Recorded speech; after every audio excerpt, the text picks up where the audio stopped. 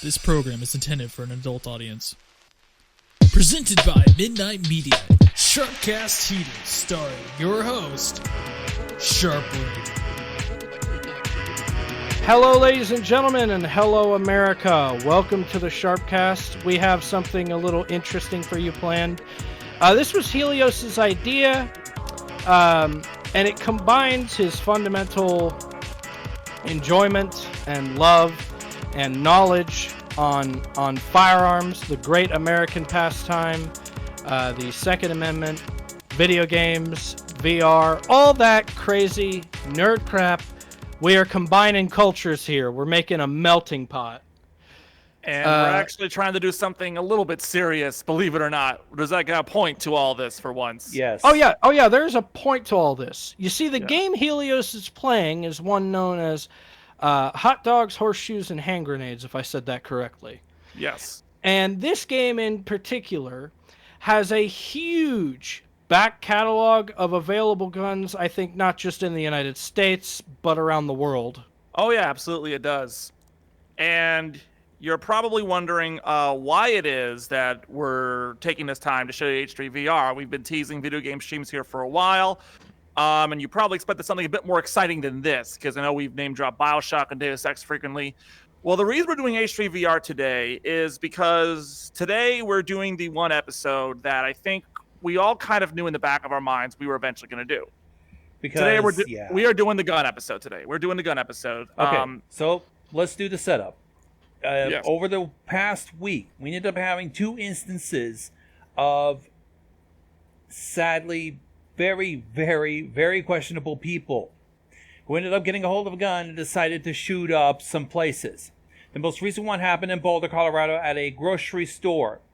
I fucking don't have the goddamn name on me. Don't bother saying his name. Okay. But this guy... Yeah, we're not doing that. Alrighty. Alright, this guy. His family members described him as paranoid.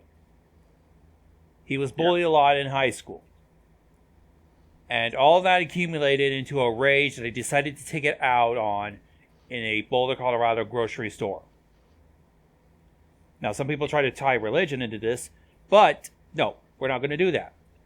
Yeah. Because of these two instances, we're having the gun control week again.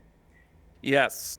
And I've mentioned before on this program that whenever there's a mass shooting, gun control shoots to the top of the priority list for most Americans for all of 15 minutes before it just goes back down to the bottom. Okay. Never waste a good crisis, am I right? Yep. That's the line of rhetoric. Well, initially, before all this shit ended up happening, Biden was in talks of a $3 trillion infrastructure week happening. And, we desperately need it. We do. And, of course, Biden has, of course, expressed his wish to pass a couple of bills that are currently being debated in the Senate right now. Senate Majority Leader Chuck Schumer has promised that he will hold votes on these bills this week. By the time you're listening to this, that will most likely happen. The two bills in particular are a bill to close loopholes in background checks, and the other is a new assault weapons ban, which we'll discuss in a little bit. Don't get too excited about this ban, though, because not only does it have next to no chance of passing because Joe Manchin's not on board, and as we discussed last week, Joe Manchin is the most powerful guy in the Senate. It's a pretty lazy job in terms of a bill, and we'll explain why later. What Helios wants to do here, I think, in my opinion, is very productive because I think, if I understand correctly, we're actually going to be digitally showcasing some of the guns they banned. Yes. Or are trying to. Or are proposing to. Just to allow you to understand how these things function. Now, before people go, Sharpling, this is a video game. Hot Dogs, Horseshoes, and Hand Grenades in particular is a game that has prided itself on trying to make the weapons as real-world accurate as possible to how they function. Absolutely. Despite the very, very silly nature of H3 VR, its actual VR gun mechanics are very, very accurate. Anton and his team do a lot of work in trying to get the feel of the guns to be right here. And what we're hoping to do today is not only show off some of the weapons that would be banned by name and by their vague definition of assault weapon under this bill, we also kind of want to demonstrate why these definitions are so nebulous and so on, and why basically we're going to be approaching this debate a little bit different than what you might expect. We're not going to come on here, or at least I'm not going to argue explicitly for one side or for another side. As I've told you all, my goal here on this program is not to discuss policy, but politics. I'm going to try to explain to you. Yes. I've specifically moved to discourage that. Encourage it, yeah. Discourage that as the podcast host, because none of y'all want to see that. In fact, I think a lot of you actually come on to be entertained by what we bring to the table, and possibly you come back informed by something through your enjoyment. Well, Sharp, I want to clarify that what I mean when I say I don't want to discuss policy, but politics, is I don't want to, like, advocate for a particular ideology or policy. I want to explain, okay, here's why this particular legislation is popular or why it's not popular. And what I'm hoping to do today is kind of explain to everybody why it is that it's so difficult to get gun-related legislation to pass. So before I do that, though, I do want to for a second give you all my stance on gun control, because I know I just said I wasn't going to do this, but I feel it's fair to do it given the commentary that I'm going to give over the course of the next hour or so. So full disclosure, I'm mostly against gun control, but I am completely open to various safeguards. One of them, for example, being the banning of automatic weapons. Now, as we'll demonstrate later in the program, semi-automatic is one bullet per trigger pull, and automatic is you pull the trigger and the bullets fly out. Automatic weapons are what you would think of when you define a machine gun or a submachine gun or a light machine gun. Automatic weapons are actually illegal to sell to civilians in the United States. They've been illegal to sell since 1986. And what that means in practice is that you actually can own an automatic weapon here in the US, but it has to be made before 1986. And it comes with a $200 tax stamp. Now, you may not think that's not bad, but these weapons in question, given their rarity and the various logistical concerns you have to go through just to purchase and ship the weapons, these weapons tend to cost as much as a small house. So they're not exactly something that you can, at least not legally. Now, illegally, whole different story. But they're not something that you can easily buy legally. So I'm open with continuing the ban on fully automatic weapons because they have just as much potential to cause injury to the user as anyone else around them.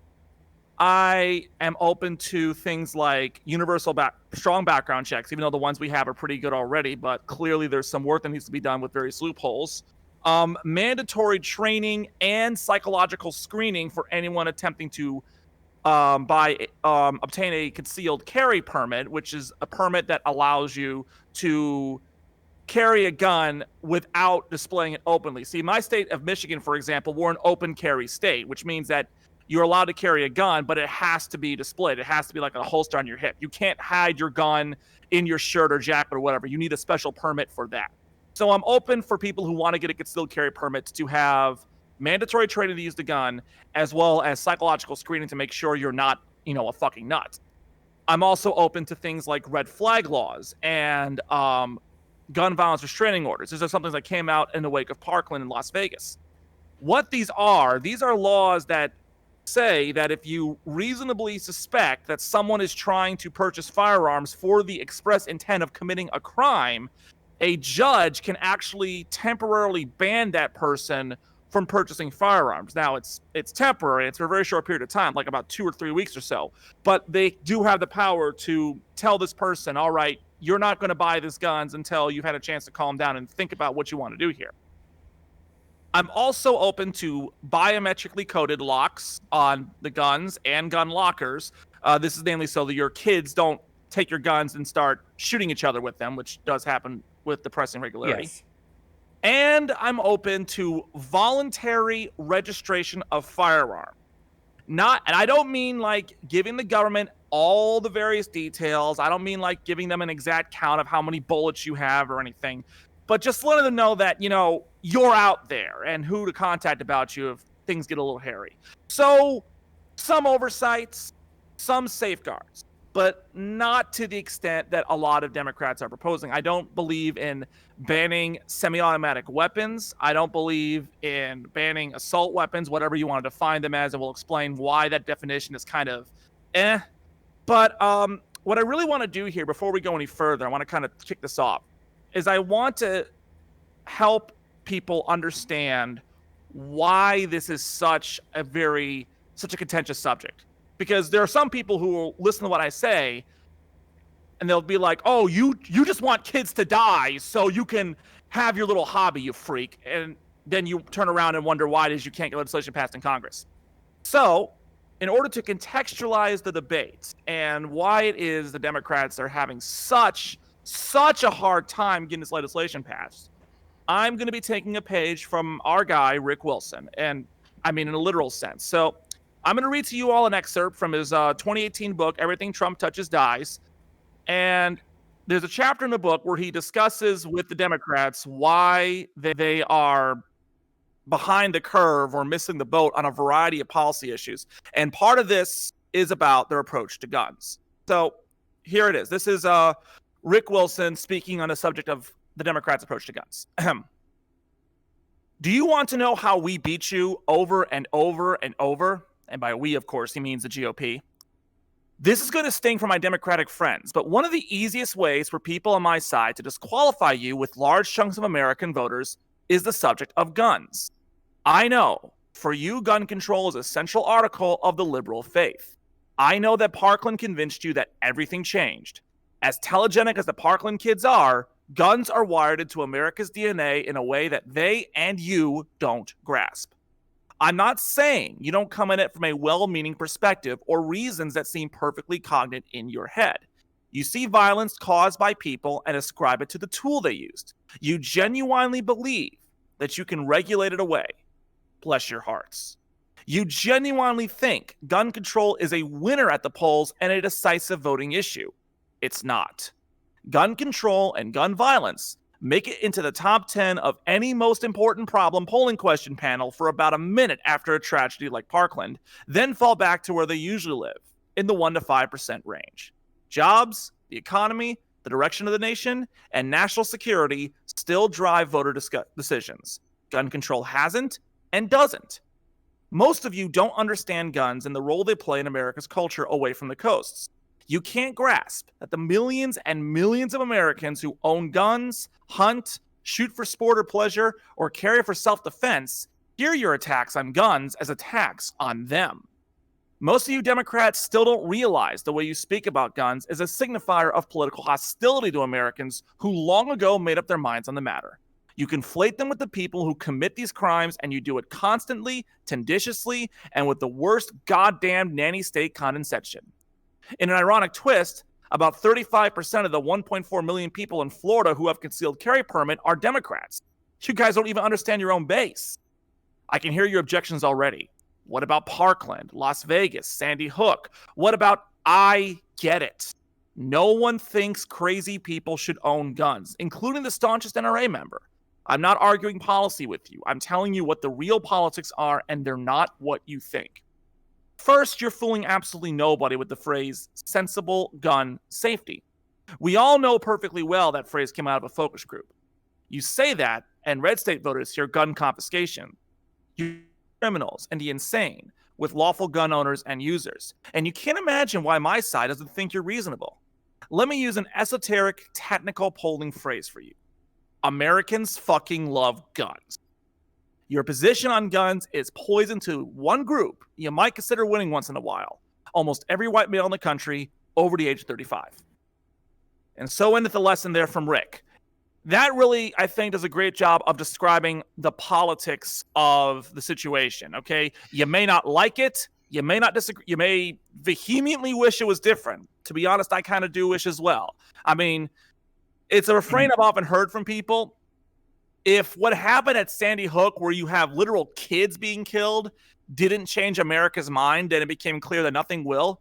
And I do wish that we had kind of a more visceral response to that, because whenever kids get involved in anything, that kind of amplifies it for me. That takes it to another level of evil.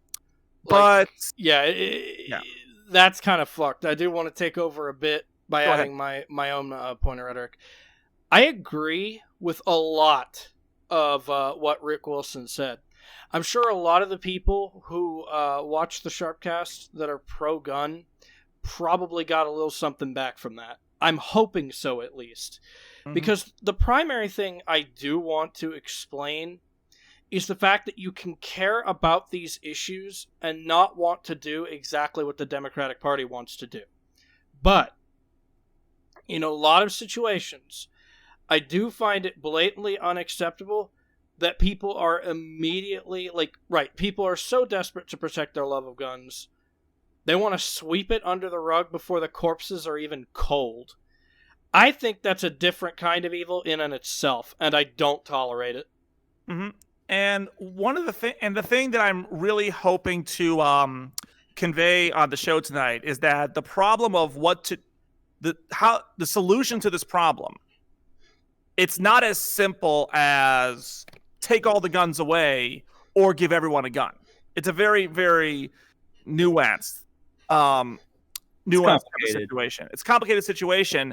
And what you're going to find out is that a lot of these legislations, they sound great, but they don't actually do a whole lot in terms of stopping the things you want to stop. Like, I've often said that even the strictest gun control legislation, like up to and including like a mandatory buyback, would not stop these mass shootings. No. And the reason I say that is because I believe you can separate gun violence into two types. The first type are what I would call moments of emotional outburst. You know, these are situations where you don't plan on killing someone, but in the heat of the moment, whether it's, an argument, whether it's, a fit of rage, whether it's self-defense, whether it's a huge bout of depression, because unfortunately the biggest percentage of gun deaths in the United States to this day are suicides, which is not something you often hear that much. It's just a moment where you pull out the gun and you start throwing lead. You didn't plan on doing it. You may not have intended to do it. It just happened. If you were to ban guns, that would pretty much come to an end. And I'm not saying that's a bad thing. Okay, that's a good thing. Okay, so that accounts for things like suicides, domestic disputes, gang violence to an extent. All that stuff would go down. So that's an unequivocally good thing. But the second type is where your mass shootings fall. These are people who plan these attacks, who are determined to carry them out, okay?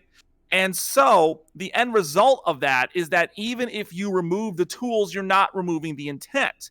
I mean, Eric Harris and Dylan Klebold were going to attack Columbine High School regardless if they had Tech 9 pistols or not.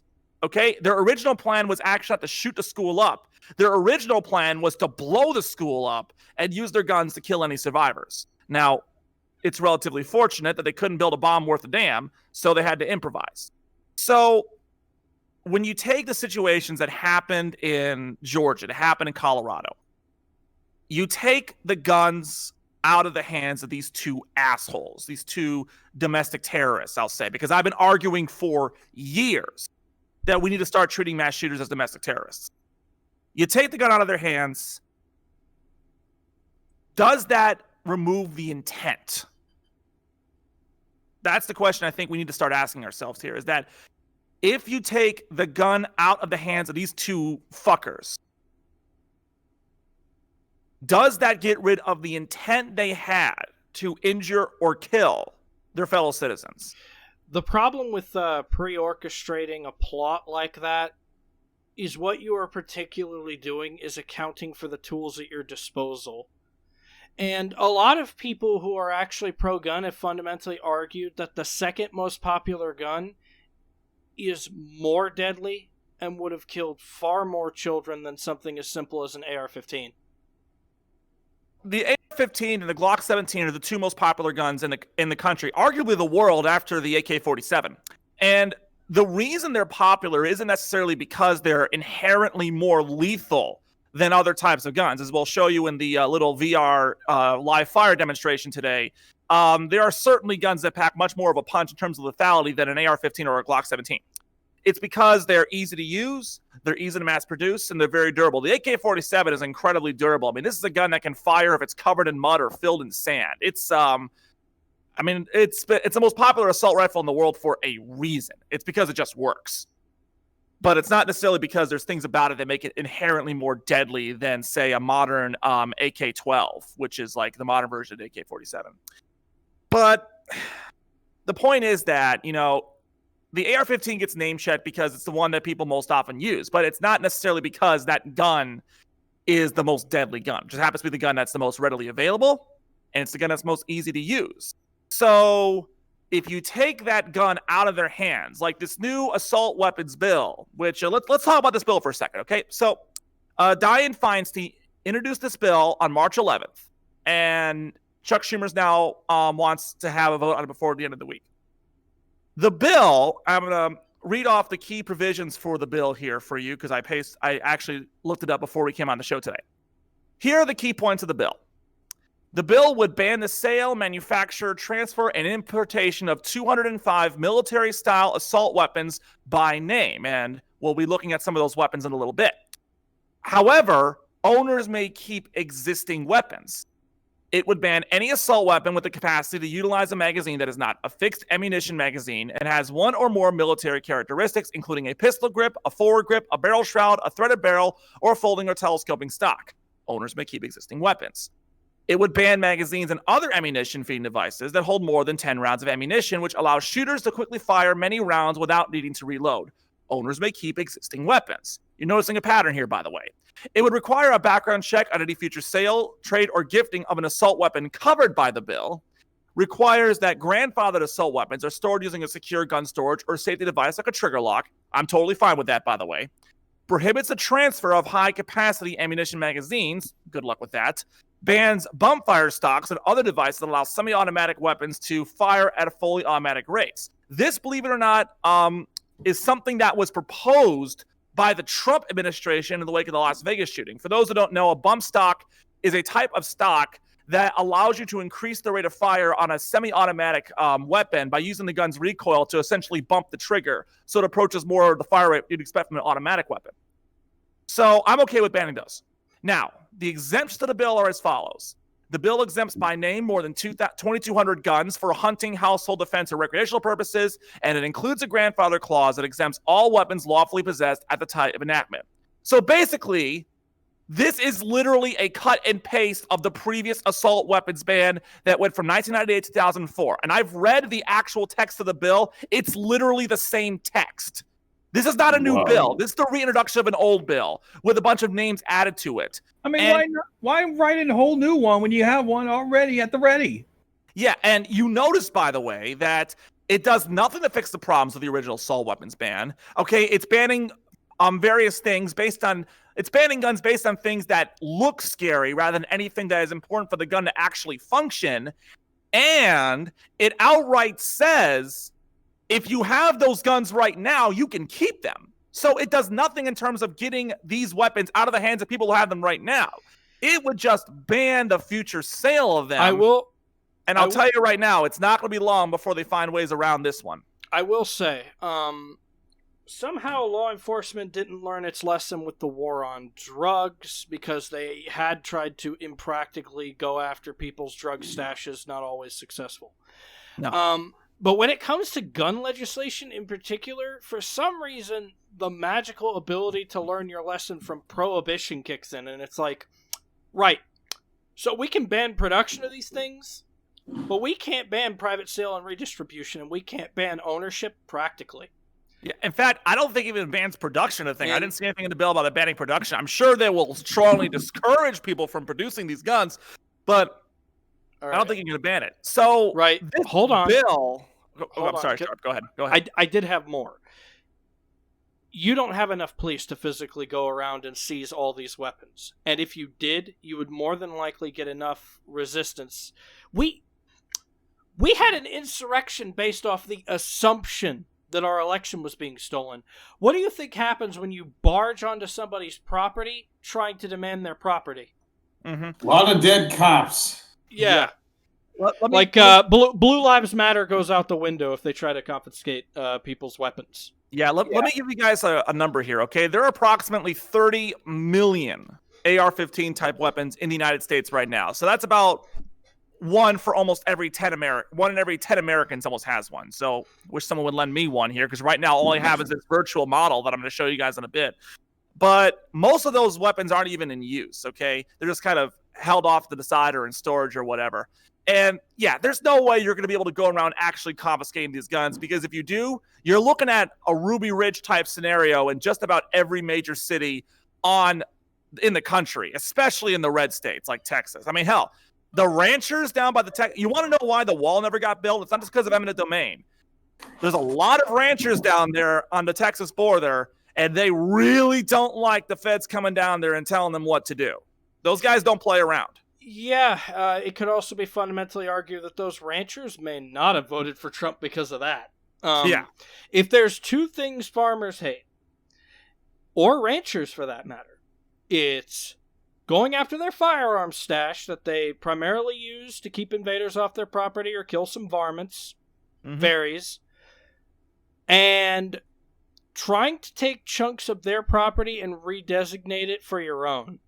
Farmers and ranchers have been known to fight that. So the wall, I'd like to actually argue that for people in Texas that live by the border, it wasn't that popular a policy. Nope. No, it wasn't. It's not stopping Kevin McCarthy from going down there and saying the caravans are about to come. Oh yeah, Actually, people will be paranoid as shit about immigration no matter what you do, and it's largely because of the fear mongering that's being established versus what actually happens. Yeah. Yeah. Actually, so just so you all know, I did hear a bit of news before we came out of the program here is that Vice President Kamala Harris is being tapped to manage the border crisis down there. So this is her first major assignment as vice president. So we'll see how she does. That's going to be pretty interesting. Yeah, it'll be pretty interesting. Yeah. All right. So let's go ahead and take a look at some of the guns now that are going to be affected if this bill passes. And again, the odds of this bill passing are about 1%. And that's being kind of generous. And okay, this is not actually. And I don't even want to get into the ways states can actually resist federal legislation just because it's so politically popular to do so. Yeah. If it was politically popular, apparently, for the Sedition Caucus to blatantly support an insurrection, imagine what they would do to fight federal legislation that bans particular firearms in their state. All right. Okay. Sharp, you are recording, right? Because 100%. I've actually been recording since the beginning. Okay, good. As long as you get in the video feed, because I tried doing it on my end and I got the FPS. I will get all of it. Trust me, my friend. My computer is 100% reliable. It's built for this stuff. Okay, so we're going to go ahead and start off here with the category that's actually labeled assault rifles here. So these are the assault rifles in H3VR. You notice, by the way, there is no AR-type rifles in here.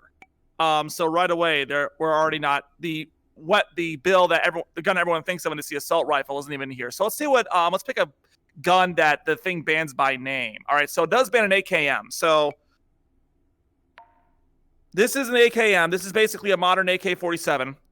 And we're going to go ahead and spawn a couple magazines. Spawn this magazine. So this is a 7.62 by 35 caliber, 39 millimeter caliber. There's your banned magazine and your banned gun. Banned gun. So I'm going to make sure this is also semi-automatic for the sake of realism here, because I know when on the actual AKMs, they start off like fully auto like this. Or I got to charge the thing first. There we go. And then take the safety off. There we go. Yeah, so we're not going to do that. We're going to go ahead and do safety. There we go, semi-automatic. All right, so I'm going to go get a fresh mag in now.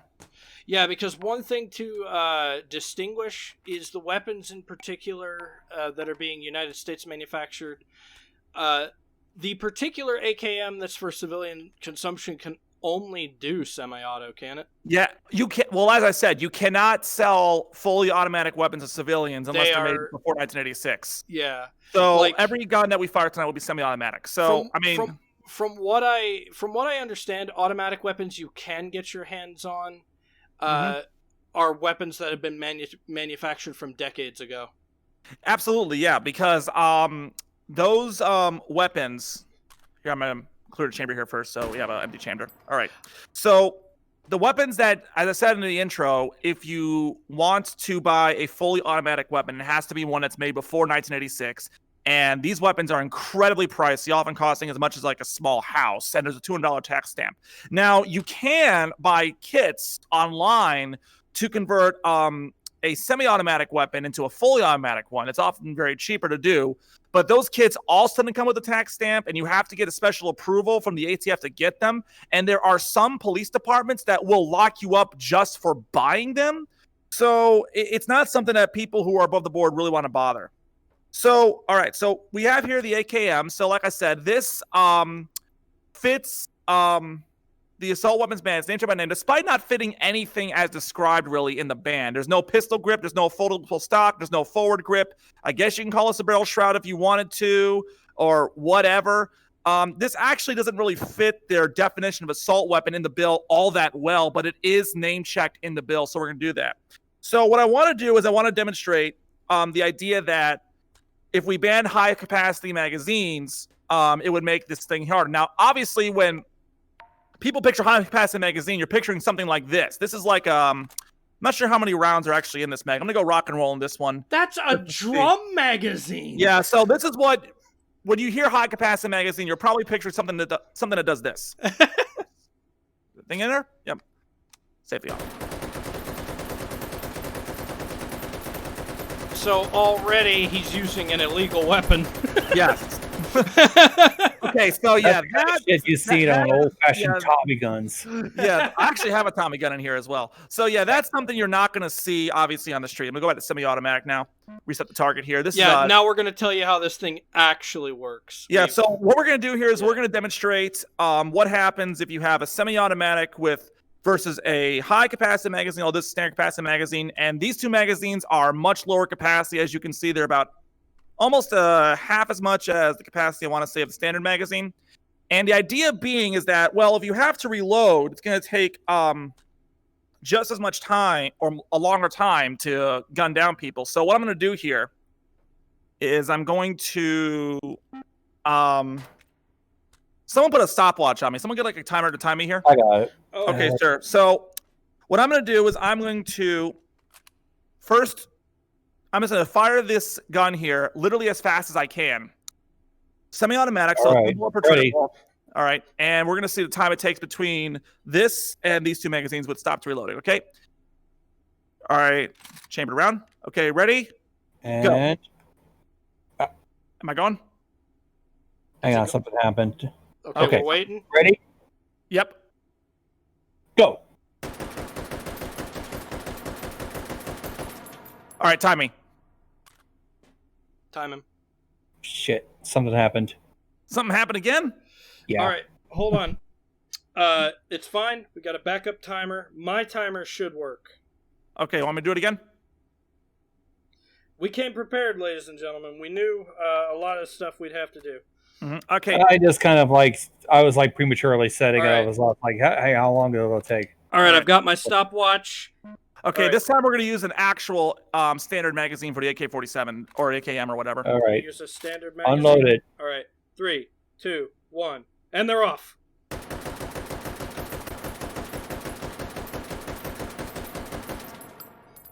Stop. Uh-huh. 7.18 seconds. 7.18 seconds. Okay. And you see I masked there. All right, now we're going to do the same thing. I'm going to have this magazine here to simulate a magazine that would be in my chest holster. And this is going to be the smaller thing here. We're going to see just how much longer it takes for me to do this stuff, all right? A disclaimer from the Sharpcast, this is not taking into account how human bodies would naturally handle recoil, the noise, the shock. All these kinds of things are completely eradicated from the equation for the sake of the video. This thing actually does simulate recoil a little bit, but obviously it's just haptic feedback.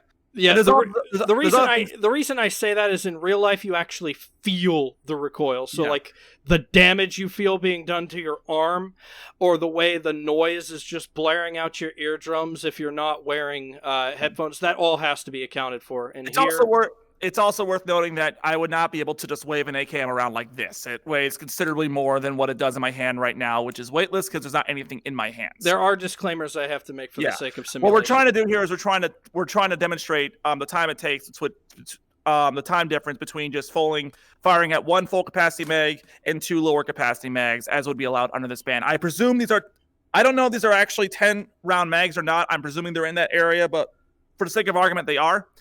All right, so I already got the mag in the chamber. All right. Setting my mic down. 3, 2, 1. They're off.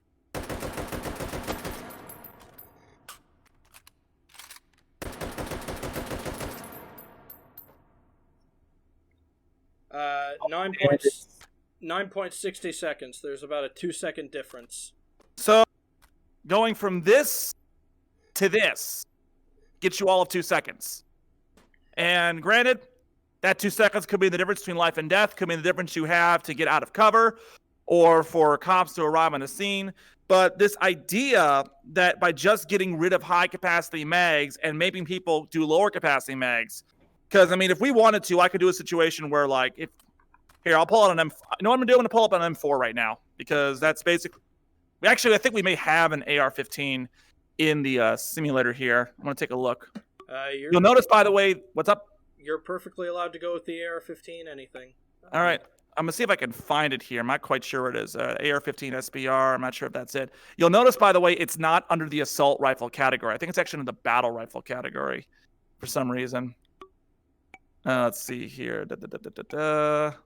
All right, we're just gonna go with an M4, I think. So again, here we go. This fits the description a little better. Scary. Yep, scary gun. This is fully automatic stock, and we're gonna make this up. We're gonna give the red dot sight, so it is. We're gonna do the standard. We're gonna do a 60 round Stenang mag. This is actually a little bit higher than what the M4 would really have, high capacity magazine. And then we're going to do 6 10-round mags. So we're assuming at this point the assailant has about 6 10-round mags on them, and that's all they've got. Yes, this is this right here, we're saying you're walking in, and again, we're going to go semi-automatic here for the sake of having consistency. And so what we're going to do here, and we'll even extend the stock a little bit because this is a super illegal gun, and this game does actually simulate stocks. So we're assuming, first of all, this is a world without the band pass, and the guy's walking in here with a mil-spec M4. You can get those, actually. I've actually fired one of those, and a 60-round magazine. All right, so... Yeah. Are we... All right, so 3, 2, 1, go.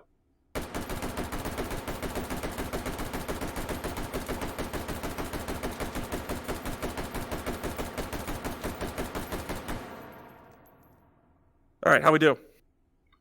12.96 seconds, so almost 13 seconds.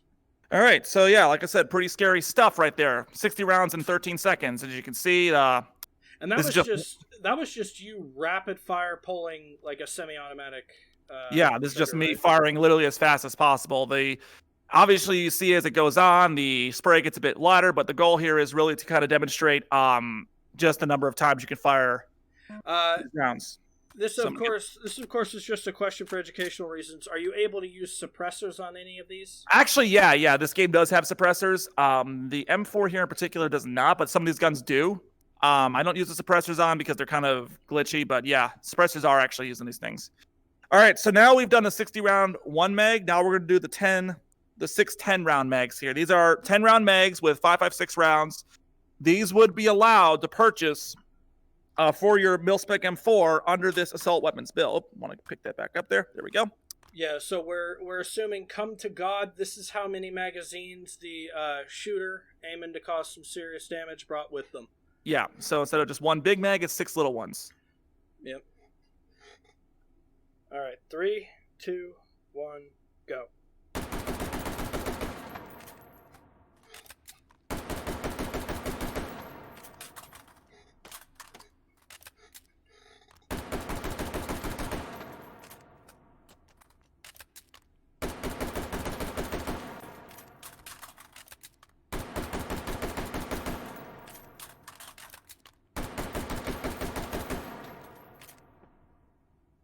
All right.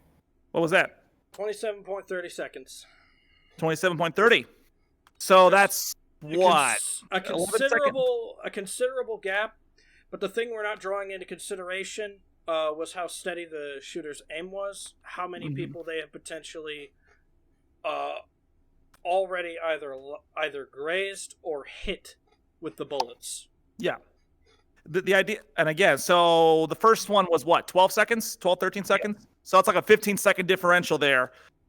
So you go from this, goes from this to this, a whole bunch of these in 15 seconds differential. And I could have done it a lot faster if I only had 3 of them, but that's not the point.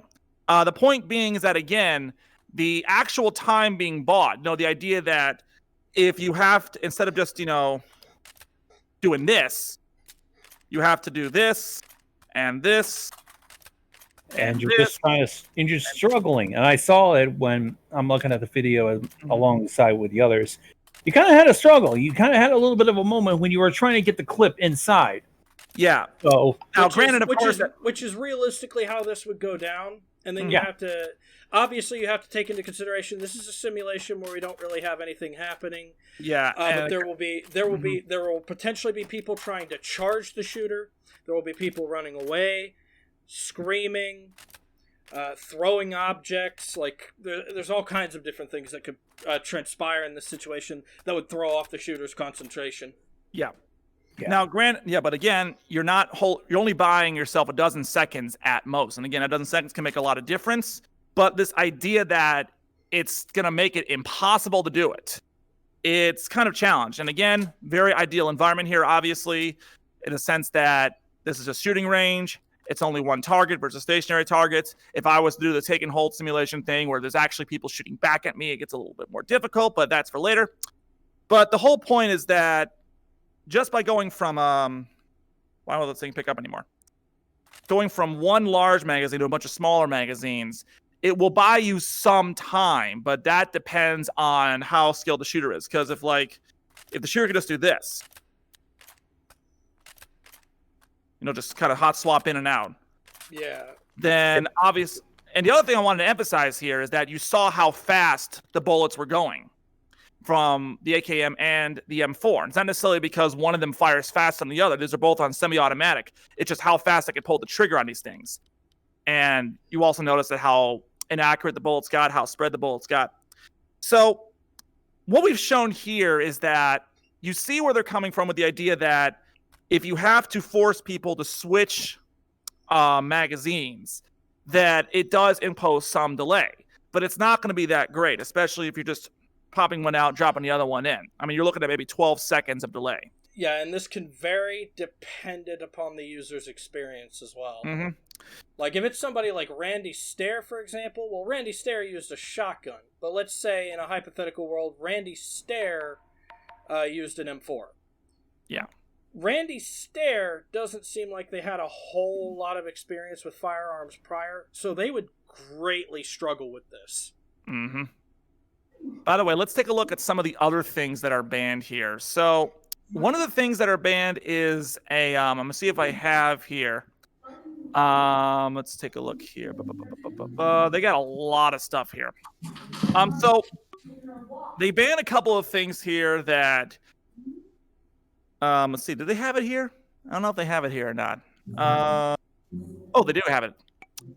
This is a Beretta M107A1 50 caliber rifle. This would be banned under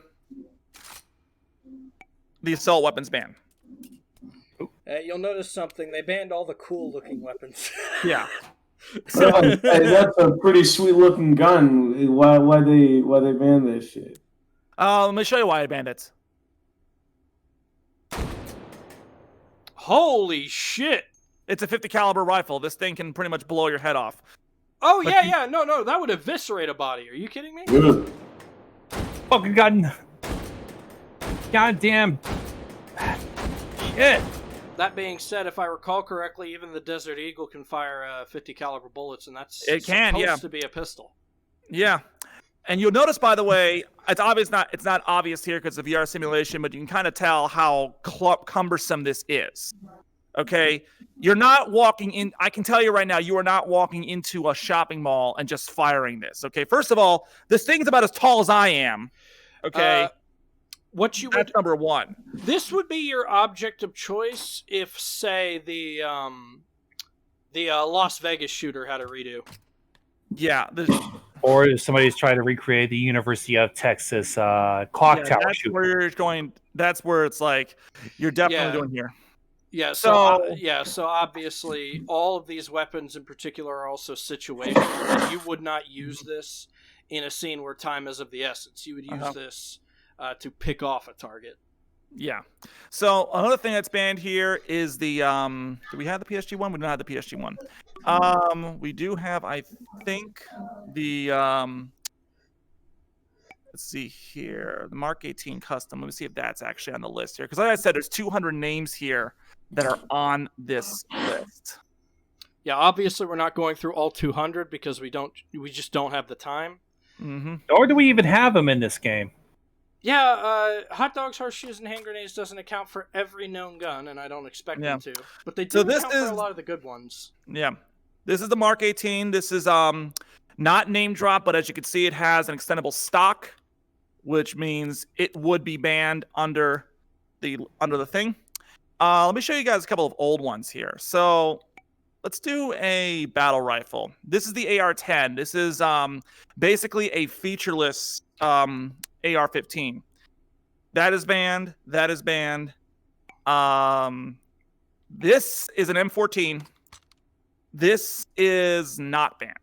And you can get around the fact that detachable magazine with the clip, if the clip will spawn. Why isn't the clip spawning? Maybe the clip's already been banned. So you can actually have this with either a magazine or a clip. The way the clip works, it's pretty much like that. Give me the thing, give me the thing. Are you gonna make me put the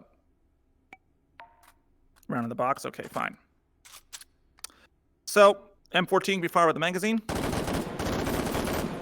Apparently full auto too, I did not know that. That's new for me. Damn, that thing full auto. Wow. Okay. Yeah. Full auto. Mm-hmm. Yeah, Let's see on semi-auto. let me see if it's that's semi-auto. And you can get around the fact that it has a magazine because it does come with a clip. Oh my. So outside of the full auto thing, which wouldn't be included, as you can see, it has no pistol grip.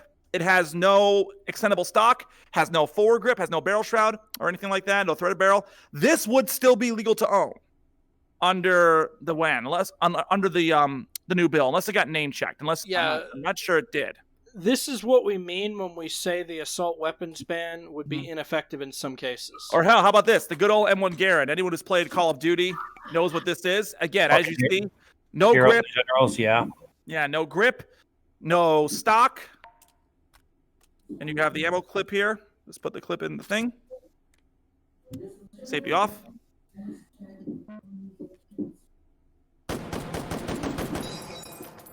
There's the old the M1 Garand ping. Yeah, no sharp like that. But yeah, Contain yourself, dude. this is still legal to own, and it's literally just as deadly as an AR-15. Are these How some about of this? the Are these some of the problems that you'd pointed out in the previous assault weapons ban that were never? Yeah, absolutely. Is that you ban these guns by stuff that just looks scary, like this one. This is an SVT-40, and again, this one has a magazine with it. What's to stop gun manufacturers from making clips like this again, making new models of guns that would work this way functionally? Nothing, because that's what they did last time. Get in there. Get in there. Why I want to get in there? Get in there. It's not getting in there. Well, How old are some of these guns? some of these guns date back to World War II. Like, again, the M1, that was the thing that dates back to World War II. How about this gun right here? This M Shorty 16. Pretty sure this wasn't name checked in the thing. I don't even think Diane Feinstein knows what this one is. Now, again, has a magazine box, which you can detach. And it comes with a clip. What type of bullets are these? What's that? What type of bullets are these you're putting into the gun? These are 7.62 by 51 millimeter. You notice that there's different categories here of various weapons. So, like for example, this Scar 17 uses a 7.62 by 51. The M4 we fired earlier was 5.56. Let me see what the AR-10 fires. Also 7.62 by 51. The FAL Tactical 7.62 by 51. 7.62 is the caliber that's used by a lot of Russian rifles. Or hell, let's do the bolt action rifles as well, because I'm pretty sure they haven't did this one. Yeah, so I'm starting to notice all they did was like ban all the cool looking modern guns. Yep, and did not no considerations given whatsoever to caliber or anything. So this is the Mosin Nagant. Anyone that's familiar with World War II recognizes this one. This is the Soviet service rifle during World War II. I'm sorry, I have a question, Mr. Sharp. Why is there a white stain under the desk? You know I sleep here. Why is Ren sleeping under your desk? Oh, no, I don't even want to know. No, it's not what you think. I was just eating country fried steak and it got everywhere. Okay, back to the matter at hand. Oops. All right. Bolt actions in this game are a little gimmicky, but whatever. But this is the Mosin Nagant. Fires 7.62 rounds and it's bolt action. So you can still, if you're much more experienced with bolt actions than I am, can still do a lot of damage. Let's take a look at some pistols now, because these are the one things that no one talks about here. So let's get out We don't talk about pistols at all, I will admit. Yeah, so let's start with the Desert Eagle, obviously. 50 caliber. The fucking... Mm-hmm. So again, this is just the idea of, these are, I think, about 10-round magazines, give or take. Actually, 7-round magazines, or even less than that. Yeah, so this would be... let's say the assault weapons ban made it really difficult for the shooter to get their hands on types of rifles they wanted to use. So they come rocking with the Desert Eagle. Yeah. This is a 50 caliber round on the Deagle.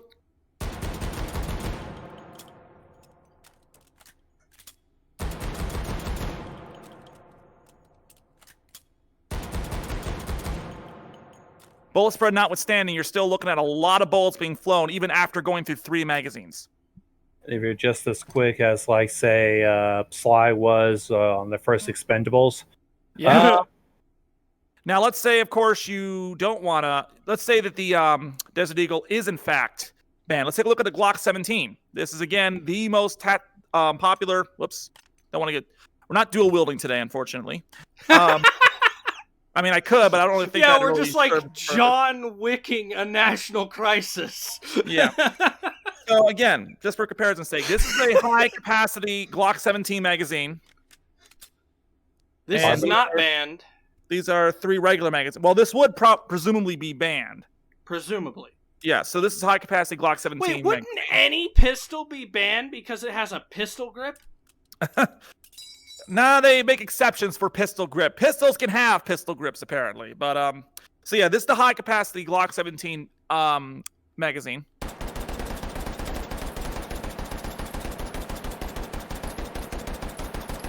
Just essentially turned your handgun into SMG. Yeah, and again, this is not fully automatic. This is just me pulling the trigger really fast. But that was just him pulling the trigger really fast. Yeah, and again, 3 standard magazines. This is all his finger. That is not actually an automatic pistol.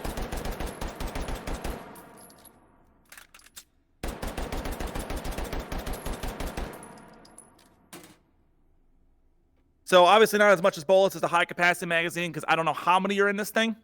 But even with just swapping out 3 mags, that's still a lot of lead on target there. I have been harsh on anti-gun legislation, and I have come out to directly say these people have no clue what they're talking about, and this is what I mean by that. Well, yeah, like I said, generally speaking, like you want to take a look at let's see. What do we got here? What do we got? This is the Tech 9. This is one of the first guns that was actually banned by name after Columbine, because this is what the Columbine shooters used. Let me get this thing in here. There we go. And this comes with a suppressor. don't think Eric Harris and Elliot Klebold used a suppressor at Columbine, but Sharp wanted to see a suppressor, so this is Yeah. a suppressor. They were trying to ban suppressors. I think they did do that, didn't they? They may actually be legal again. I'm not sure. But yeah, so this is what the Tech 9 does.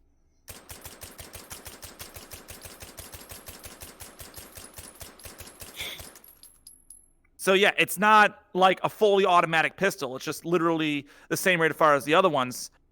And you notice 9x19 millimeter on this thing. The PPK, this is the gun that James Bond uses, has a 308 auto. I do want to say one point of rhetoric that was gotten incorrect about firearms that was brought up about suppressors when they were brought up in the gun debate in the United States was that, it could allow the killer to silently kill. There is a problem with suppressors, but suppressors don't get rid of the sound completely. But yeah, the point I want to make here is that the Glock 17 9x19 and the Tech 9 9x19, they use the exact same caliber of bullet.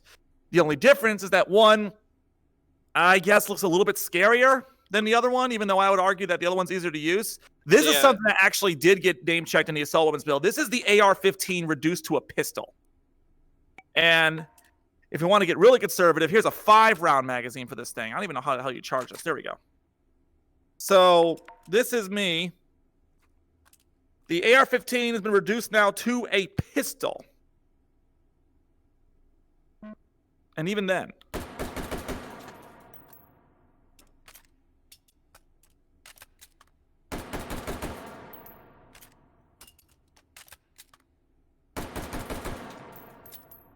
You can still do considerable damage. yeah. So it may And take- if I was more familiar with this gun, I wasn't fumbling around with it. It would be much faster. But you get the idea. The exact same same caliber of ammunition. You're actually half the clip size now that the assault weapons ban wants, and even though I think this is actually name checked in the bill, this does not fit their definition of assault weapon. It's just literally an AR-15 frame. yeah. So the thing we were talking about was they have banned these weapons based off of how they look, not how they function. Yes. Guns are scary. That is your biggest mistake if what you actually want to do here is save human lives. Yes. Actually, I wanted to see if they did name check an MP5. They did not name check the MP5 in this thing. That can't be right. I know that Heckler & Co. ones were named. Unless they just decided we're not going to import the MP5. Let's see if they did the MP7. No, they didn't. What the hell? I got to make sure that I'm reading this right here, because I know that there's like a list of exceptions. H&K model 512. Let's see if they name check Heckler & Co. Heckler & Co. is my favorite gun bat. So Heckler & Co. MR556, whatever the hell that is. Heckler & Co. model SP89 pistol, whatever that is. HK360 is under the exceptions of the rifle. And 940. H940 model 300 rifle. And SL7 rifle. HK630. I want to make sure, because I have an idea as to what that is.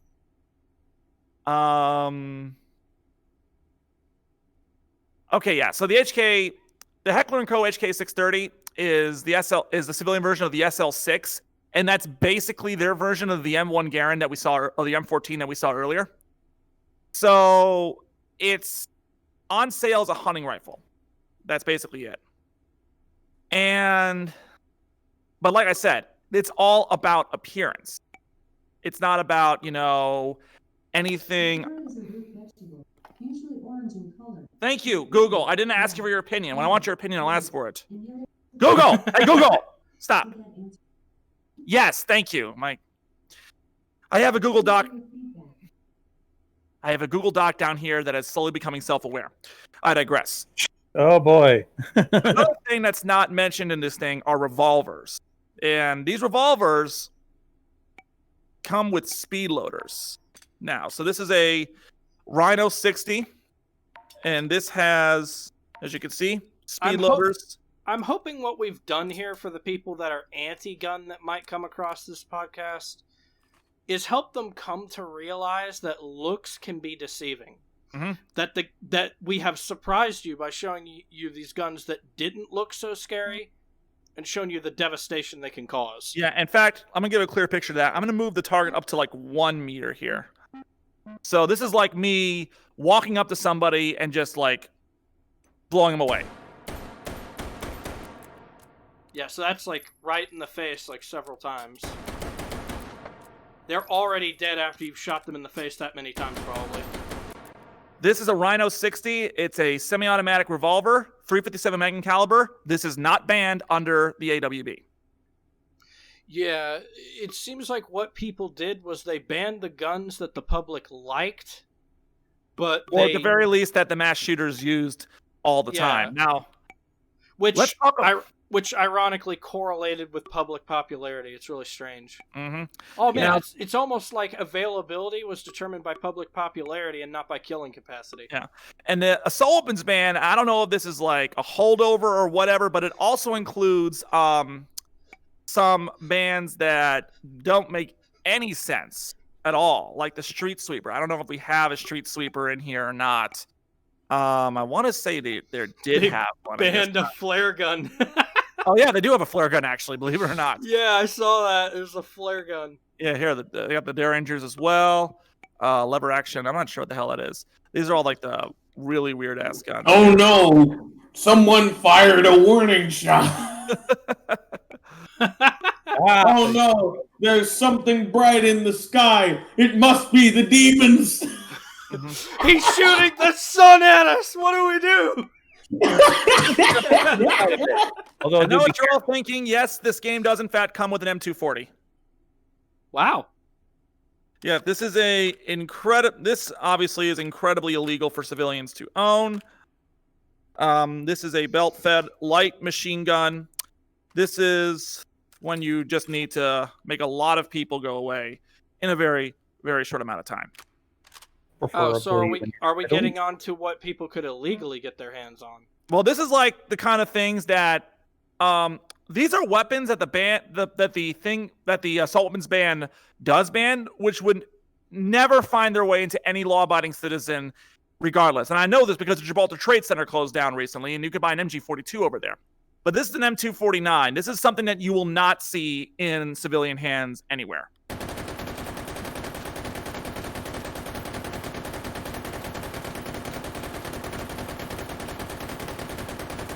God. Yeah, just draw on the victim. Because that's what we do. Fucking, if you aim directly at the face, it'll probably be turned into nothing but a paste with chunks of skull. Yeah, like I said, were you trying to draw a middle finger? Like, no, I thought about drawing my name on there, but then it kind of didn't work out. But no, okay.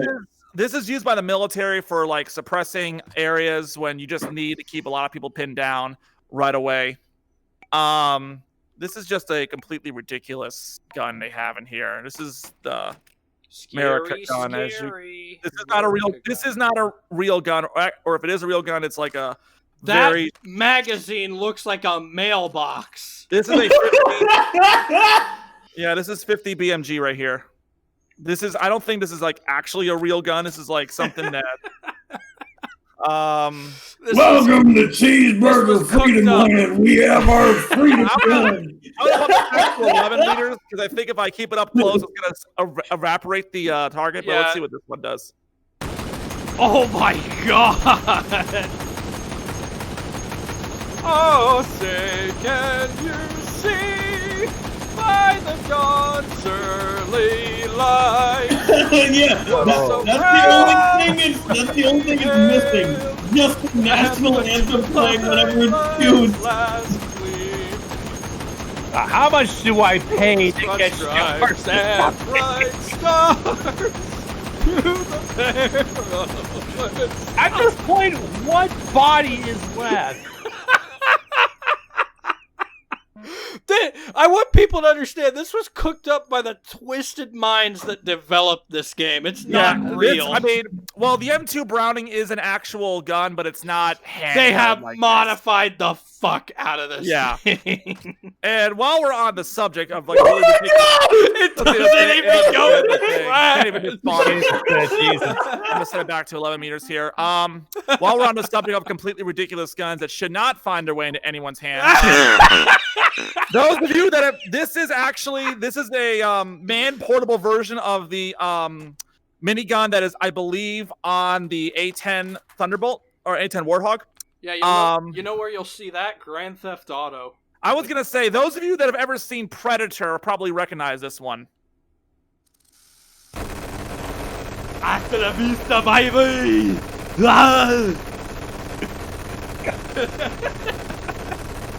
Thank This God. is just for fun. You son of a bitch. Put down your weapons! They only hunts for sport. Thank God nobody actually. The only arms to do me the mine.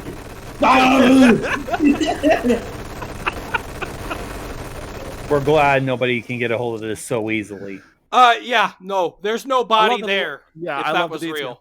Yeah, There's nobody there. You're having pulled pork for dinner. That's what's going on. yeah, that's That's yeah. This is. It looks like there's metal in the. Remember how I said that Kim Jong-un once executed his uncle with an anti-aircraft gun? He probably looked something like this when he was done with him.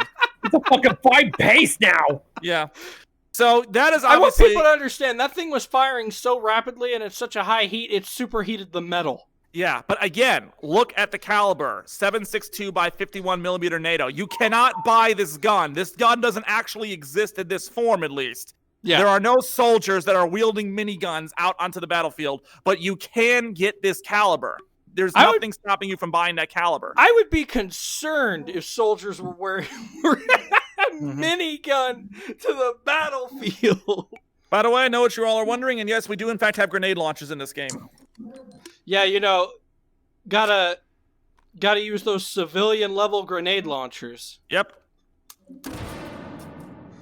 For when you just want to blow a hole right through a guy. Of course, realistically, You blow holes through a guy and then cause a shockwave. So devastating. Yeah, Like literally, if you did that close range, you die too, probably. Yeah, this is the Mycore MGL. You cannot buy this. I did actually once fire something very similar to this at a firing range. What it is that it's it doesn't exist in this game, I don't think. No, it doesn't. But what it is, also got the RPG-7 for those of you that play Call of Duty, and this actually is a functioning stinger in the game too. But what it is, it's like it's this tube mounted on the receiver of an AR-15. So let me just kind of show you what I mean by that. Let me pull up the AR-15 again here. Or the M4 rather, since that's what we're using as kind of the stand-in for the AR-15 in this particular instance. Where the fuck is it? Where is it? I've lost the damn M4. That's not good. Oh, here it is. So basically, it's the only part of the gun is this part right here, and to the front of this, there's like this big tube that's mounted, and it fires 7.62 blank 5 or 6 blank rounds. And what you do is you put soda cans into the tube and you fire them like they're grenades. It's essentially a grenade soda can launcher. No way. Oh, absolutely. It's incredibly fun. That's hilarious. Yeah. So, yeah, that's basically our little weapons demonstration here. And again, what we really want to try to get to, you guys, that when you hear expanded magazines, when you hear that we're going to ban M4s or AR-15s, what you think is that you're not going to see this on the street. And you're hoping to God you're not.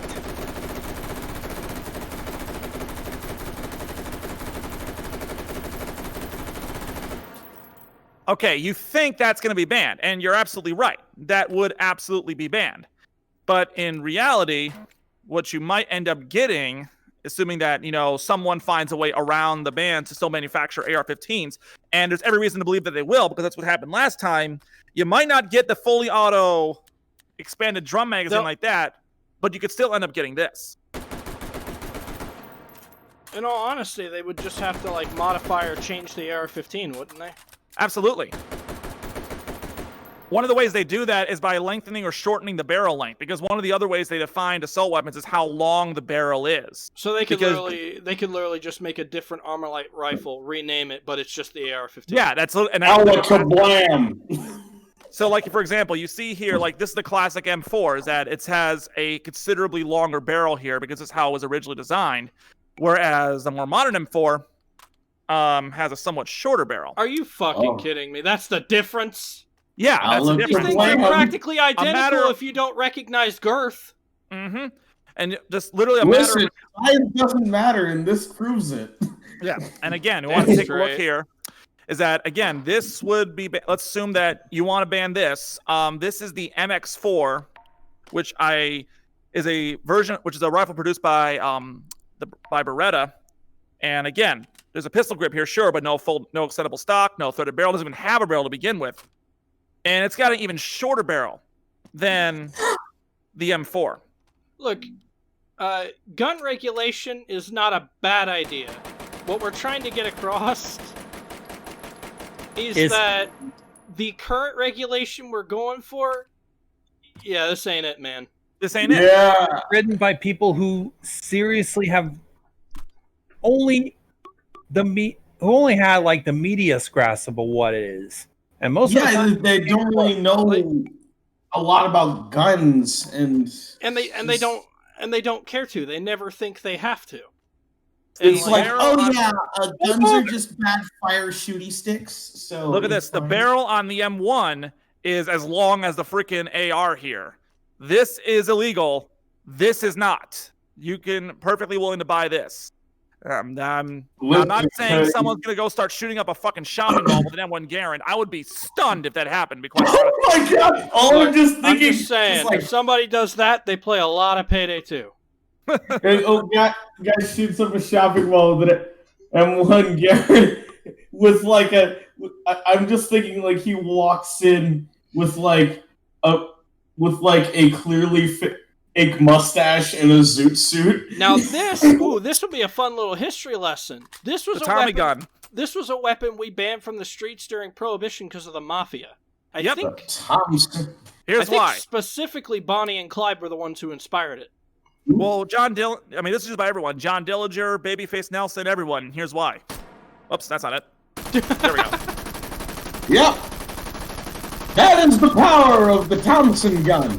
There was so much so that you can draw the Fantastic Four logo on someone's chest. Now, again, this was made before 1986, so this is still legal to purchase right now because it falls under that ban. You want to make your corpses look like the Fantastic Four? Buy a Tommy gun. Buy a Tommy gun. At the time, this is actually an example of a really good firearms ban, though. Because at the time, a weapon like that should not have been in civilian hands. Oh, no. No. Mm-hmm. Let's see what else we got here. Again, they did ban. The ban does list all Uzis by name, and I'm 90% sure that's just a holdover from the previous iteration. This is the Vector 45. This is I've actually fired a semi-automatic version of this gun. And this would obviously, as you can see, fit under the ban. It's got everything. It's going to have a foregrip here. We're going to give it a foregrip. We're going to give it a red dot sight. We're going to trick it out. Helios is like a kid in a candy store right now. You have made him so happy today, ladies and gentlemen. Yeah. He is the happiest the sun god has ever been. Now, of course, this is the civilian version. The actual fully automatic version would do this. Very high rate of fire, but not that much higher than what I showed you here. Because again, even if it's just one bullet per trigger pull, you could see how fast I'm pulling this trigger. And this is me without a bump stock or anything. It's me literally squeezing the trigger of my controller as fast as I can. And it's not that difficult to squeeze the trigger of an actual gun either. So, all right. I think that's pretty much it for the weapons demo, unless you got something else you want me to show off here. We spent a lot of time with just this alone, so let's move on to the other aspect. So right, I'm gonna go sit down now. For the audience's sake, we were actually doing Helios' segment first because of all that useful demonstration and just blatantly showing you and eating away at the core of this legislation without being too disrespectful of the people that support it, more so an attack on the legislation itself. Yeah, again, And I think we've effectively done that. Yeah, again, we're not trying to say that it's that trying to ban weapons is bad. Okay, I said at the beginning, there's certain types of weapons that should not be in civilian hands. But the problem with this ban is that, first of all, it does nothing to actually take the existing guns out of the hands of the people who have them. I mean, it explicitly says that if you have these weapons right now, I mean, all the weapons that we showed you that are going to be banned under this bill, if it were to pass, which again, it probably won't, if it did pass and ban those guns, if you have them right now, you can keep them. They're not going to come after you or anything. They're not going to make you turn them in or whatever.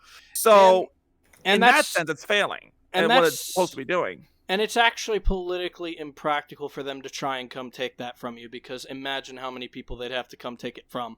Oh, yeah, absolutely. If they couldn't do that for bottles of whiskey, they can't do that for your gun.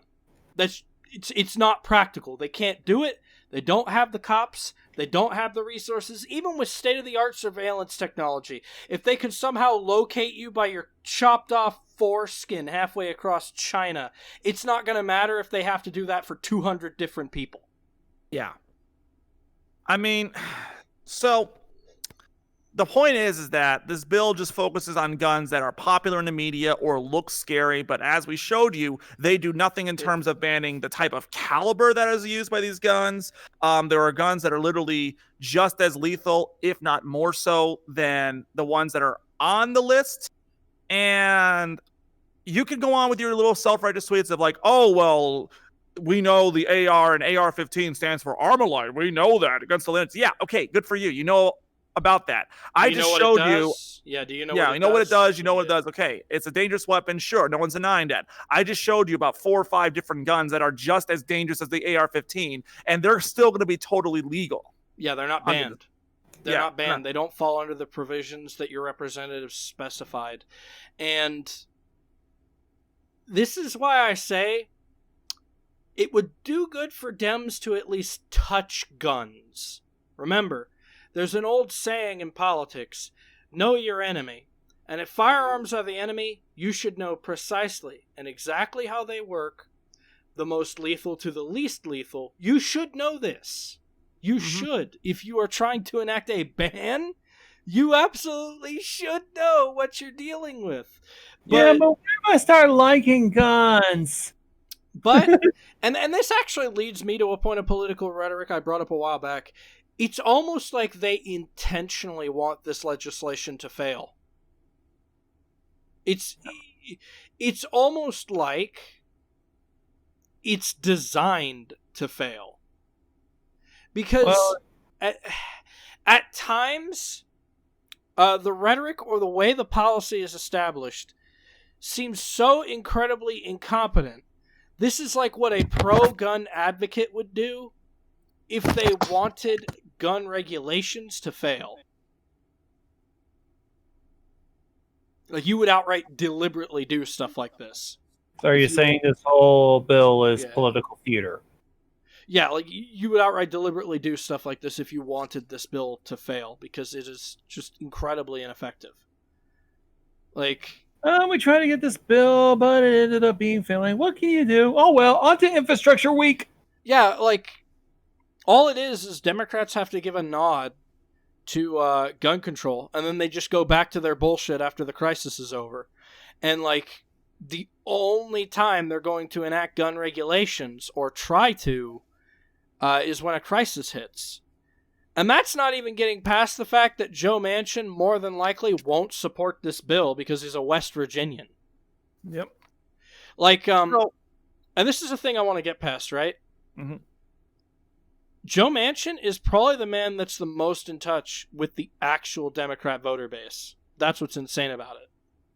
Or at the very least, he knows that if he wants to keep his job in West Virginia, he can't support any kind of gun control. And it's the thing, if you're a West Virginian Democrat, there's no doubt in my mind that you've probably gone and shot a gun.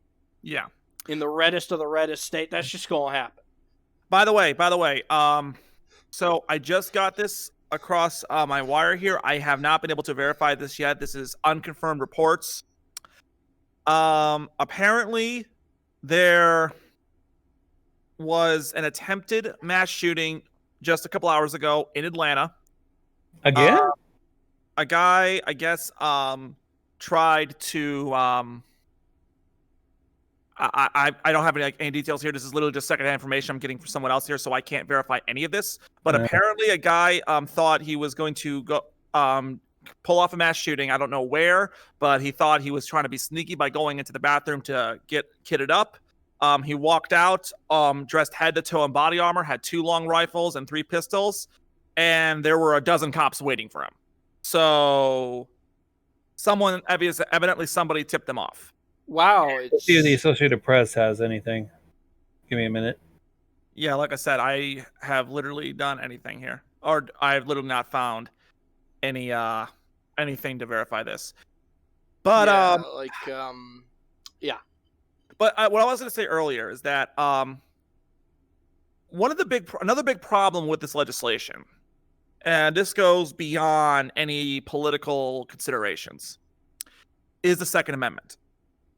Second Amendment explicitly points out, as ruled in D.C. v. Heller, that Americans have the right to bear arms. Now, we've discussed before how there are some places like California, they're doing everything they can to make that a practical impossibility. As I've said, in California, you pretty much cannot get a permit to carry a gun without knowing the right people. That is just a Supreme Court case waiting to happen. But it also means in practical, it's very, very difficult. In fact, the Bill of Rights in general makes it difficult to pass legislation that people might think is actually not that bad of an idea. For example, a couple of years ago, Democrats tried to pass legislation that would ban anybody on the no-fly list from purchasing guns, and Republicans shot it down. Now, I might be going, well, wait a minute, why the opposition to that? I mean, that if you're on the no-fly list, you're probably considered a less than upstanding citizen. So what's the problem here? Here's the problem. No-fly list is in public. You don't know if you're on the no-fly list until you're told you're on the no-fly list. So not only is this potentially a violation of your Second Amendment rights, it's also a violation of your Fourth Amendment rights in the sense that there's no unwarranted search and seizure because, let's be honest, you don't exactly get put on the no-fly list through due process and so on and so forth. So let's also go for something that hits closer to home before you finish your point. Uh-huh. So let's say tomorrow we wanted to try and ban anyone on an SPLC racist group list, because they have a long list of names. Uh-huh. Let's say we wanted to try and ban those people from owning firearms. It's the same issue. Yeah. Or how about you don't know if you're on that organization's shit list. Yeah. Or, I mean, hell, all the people that were put on the no-fly list following the insurrection would not be allowed to purchase firearms under this bill. Now, again, you may think, okay, well, that's not such a bad idea. These guys try to pull off a fucking insurrection. And honestly, I agree with you. But again, they didn't know they were on the no-fly list until they tried to get on the planes and were told they're on the no-fly list. So that's where you run into a problem there. That's one of the reasons, again, another reason why it's so difficult to pass legislation is how are you going to do it without infringing upon the Bill of Rights? I'm not just talking about the Second Amendment here. I'm talking about the Fourth Amendment as well, or the Fifth Amendment, right to due process, and so on and so forth. Or hell, the Ninth Amendment. In fact, the Ninth Circuit Court of Appeals just ruled, in fact, and now granted this information comes from the NRA, so I don't know how I'm looking up right now, Ninth Circuit Court, see if they actually said anything here.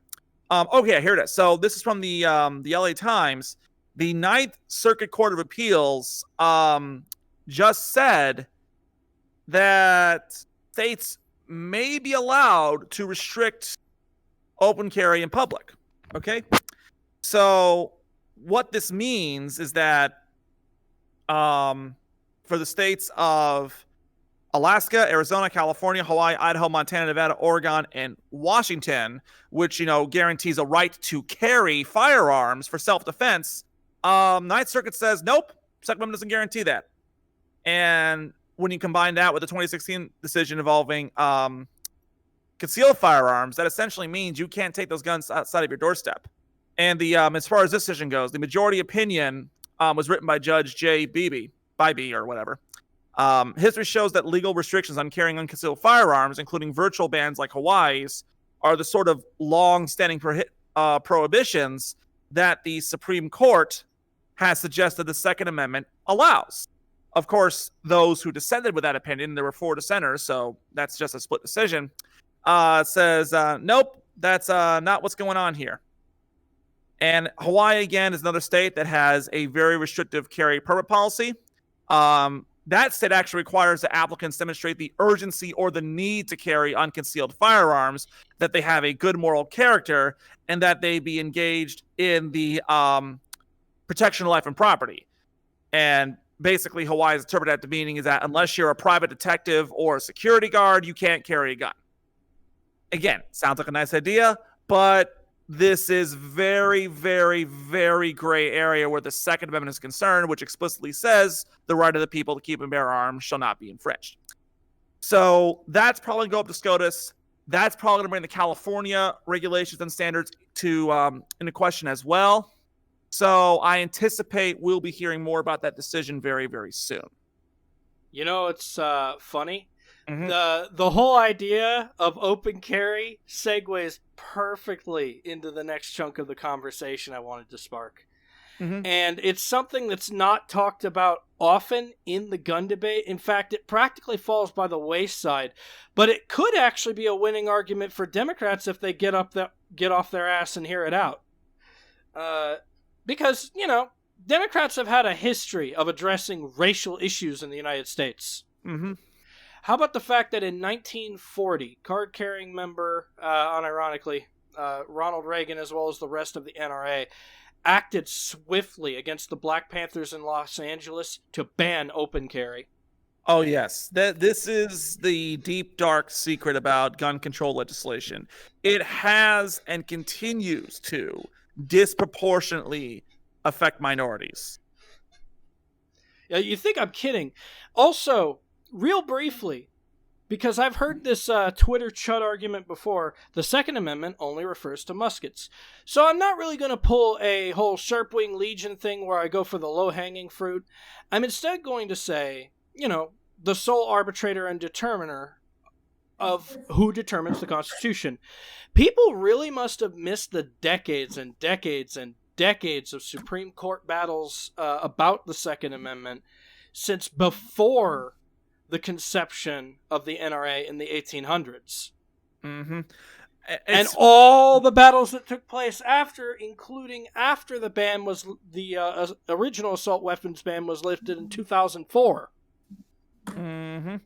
And I always find it interesting how they say that they often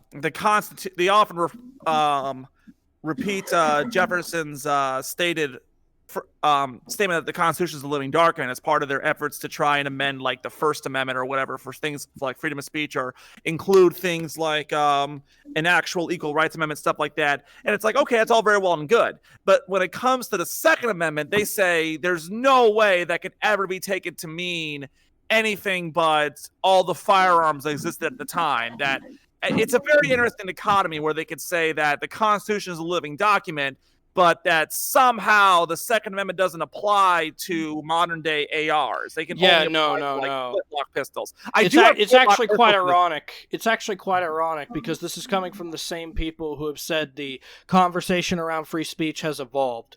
The conversation around states' rights has evolved. The conversation around this has evolved. The conversation around that has evolved. But when it comes to the gun debate, the Second Amendment apparently stopped at I don't know, the 1800s. Like when? Seriously, they've always had a very interesting opinion on the Second Amendment because the Bill of Rights, the way it's phrased, it's meant to be a series of individual rights It for was Americans. it was broad and sweeping because as you read it, the right to bear arms shall not be infringed are the key words here. Yeah.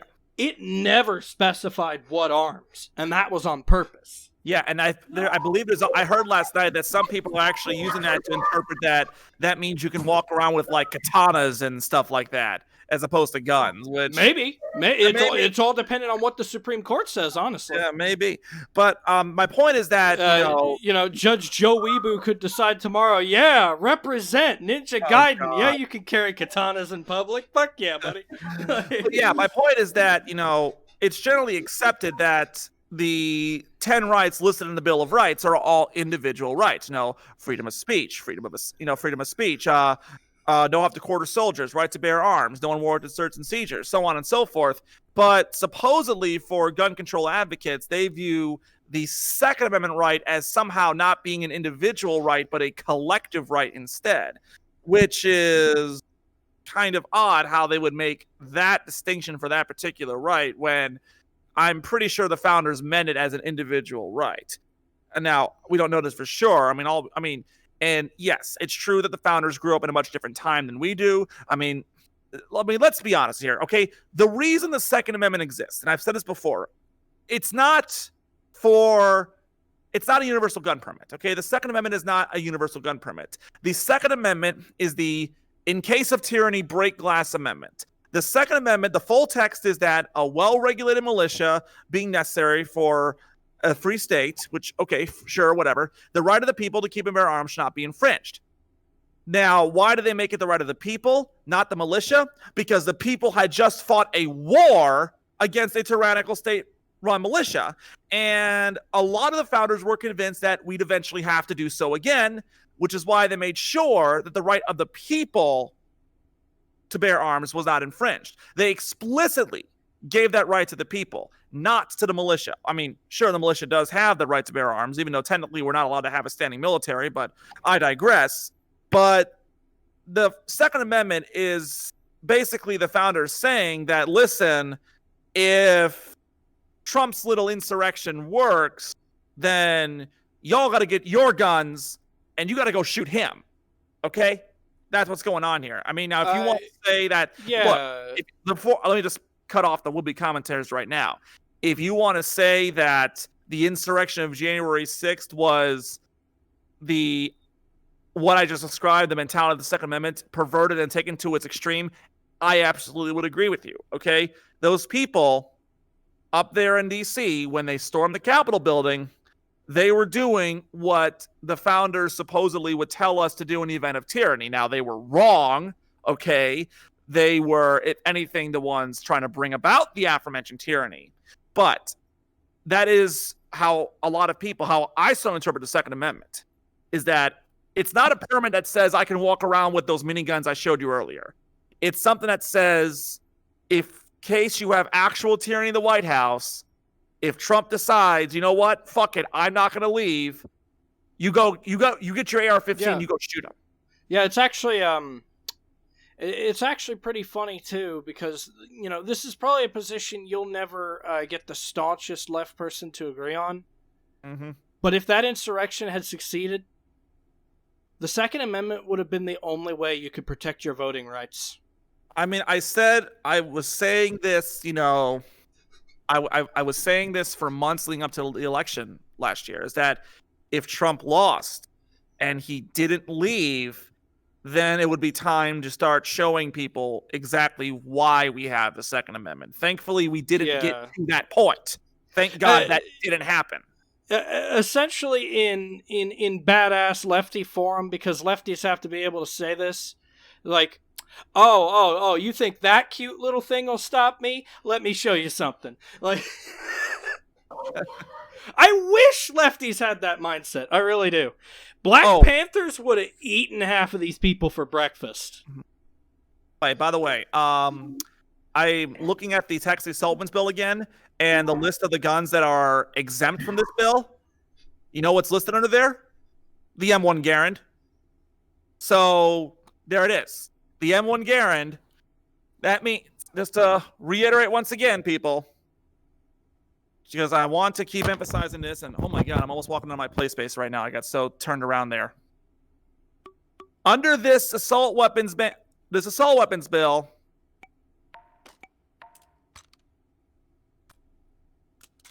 and like Helios said, they could just start designing guns that function like this again. yes. And hell, you could probably still buy them around here. I mean, the M1 Garand's at semi-automatic. You can probably pick it up at any trade center. I probably could have if Gibraltar was still open. But yeah, the assault weapons bill that Dianne Feinstein's proposing, which again is just a rehash of the old bill, would ban the AR-15 by name. But this, the M1 Garand, yeah, still legal. And that person is dead as shit. Yeah, that person's still dead. And that's a 30-06 round. That packs a hell of a lot more punch than a 5.56. I can tell you that right now. So what are we saying right now? From your perspective, you might be thinking me and Helios are just trying to go hoy hoy hoy hoy hoy, dumb liberals. They don't know what to do about gun legislation. It's more like this: your representatives kind of dropped the ball on this one. If only you, the more informed gun owner, could teach a thing or two to these people who are supposed to represent what is best and decide what is best for you. Yeah, it's actually really, really funny.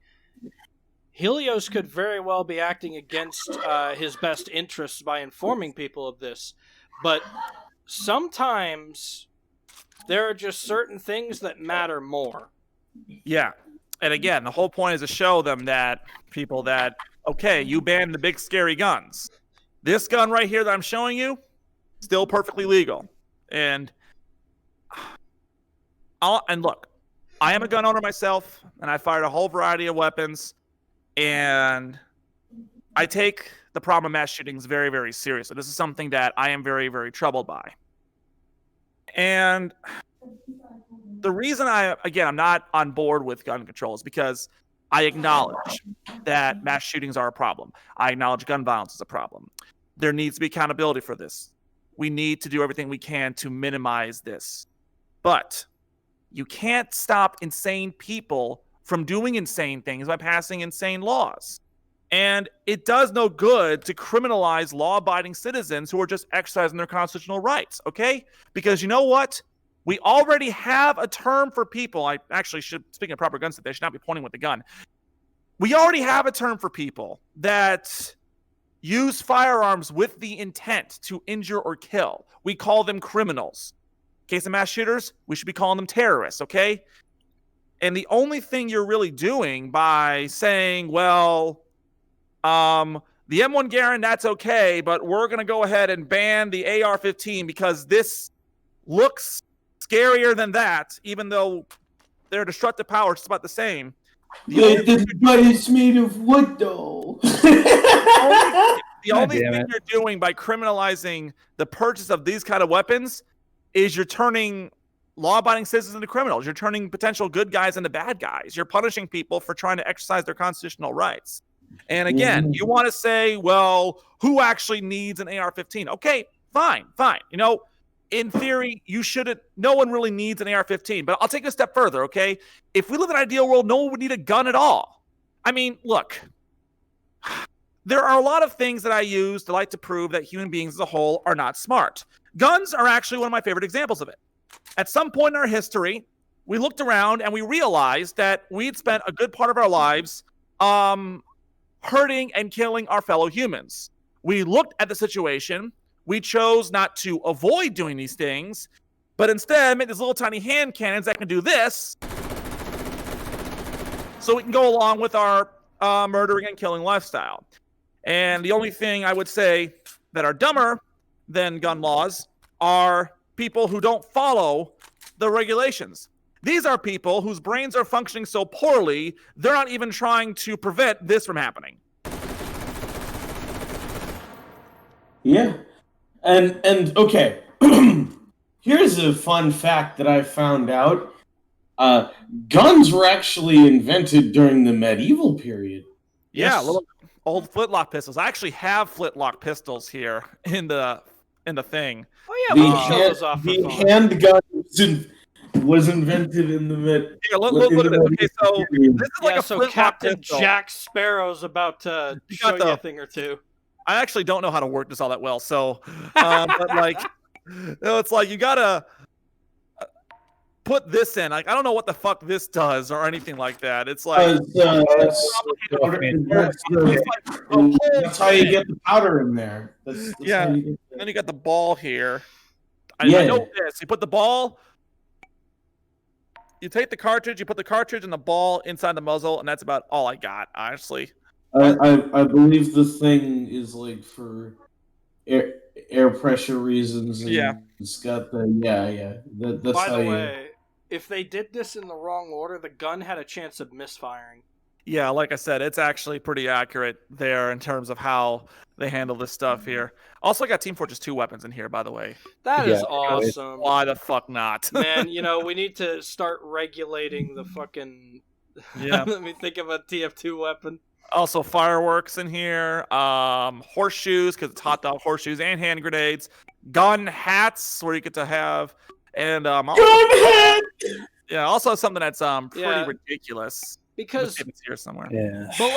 below the surface, the devs really did just make a game where they want people to have fun with this kind of stuff. So, obviously, you could argue that in a way, just by making this game, the devs were taking their own kind of special stance. Here, I got a really ridiculous gun. Check this one out. Check this out. Arizona range here. But it was a stance without having to criticize any particular policy. All right. Take a look at this one. A comically large gun. This is, basically an oversized... Comically large pistol. Yeah, no, we need to prevent comically large gun violence. Hey, no, once you get rid of the bipod, this is like a legal gun to own. So... I feel like, my god! It looks like an elephant gun! I feel like this is something like you'd see in a Roadrunner cartoon. Like, Wile E. Coyote would walk up with this, with like the Acme logo on it. Here, let's see what it does. Oh my god, it's a cannon! We need to stop this comically large gun violence. He's just firing a cannon! This would be legal under the ban. If Really? such a gun ever existed. If such a gun ever existed. Yeah. Technically, if there is a functional ancient cannon from like the Revolutionary War, that's I do have a legal Gatling as gun well. in here somewhere, I think. I have a Gatling gun. Also, ancient Here it is. Gatling guns, I think, are technically still legal, even though They're you still can't really legal get your and hand they on are one. I actually can't dual wield the Gatling gun because I gotta crank it, but Of course, because you gotta crank. It's gotta crank. You gotta put it in the dual wielding Gatling guns. That's like that's the ultimate power move.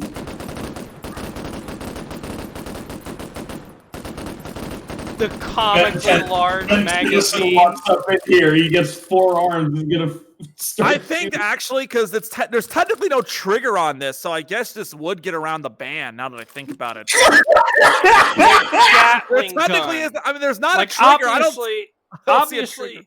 we aren't making Gatling guns anymore. I don't think people have to worry about Gatling gun violence in the streets. Nope. Oh, I'm thinking now. But if anything, this provides a creative outlet for figuring out what would dodge the regulation and still have just as much killing capacity.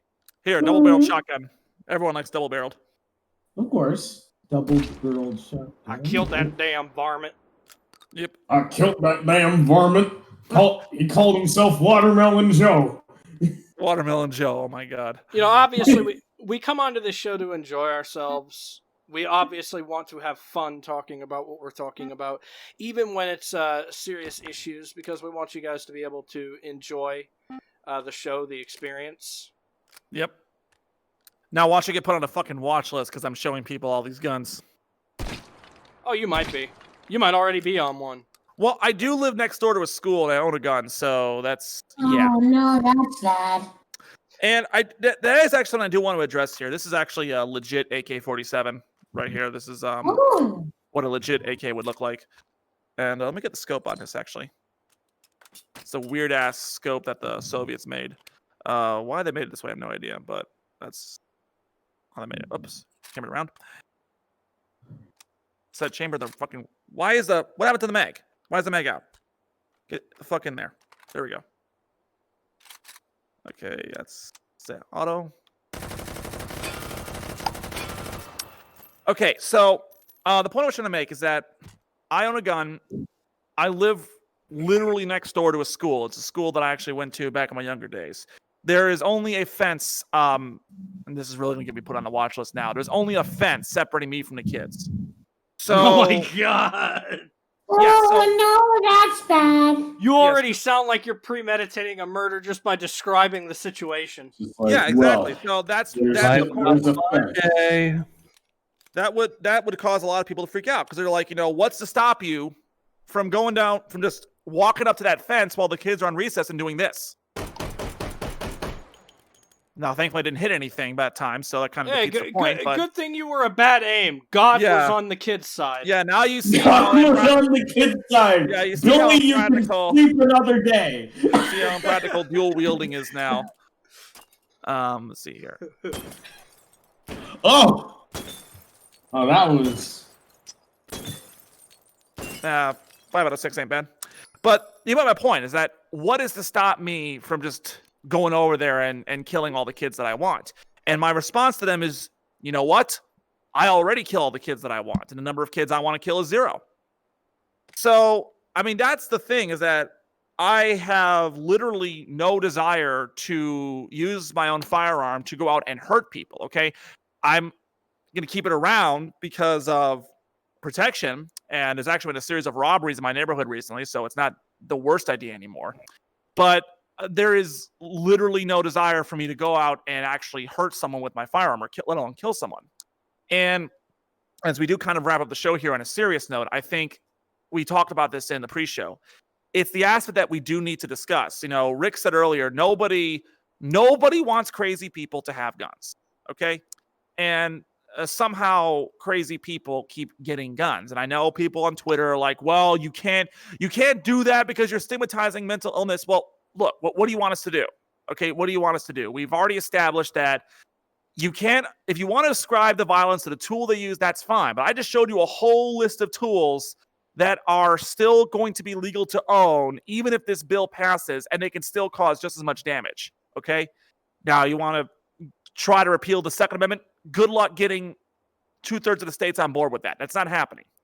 So, what that leaves us is we have to address the fact that for some people, for all of us, the number of people we want to kill should be at 0. Okay?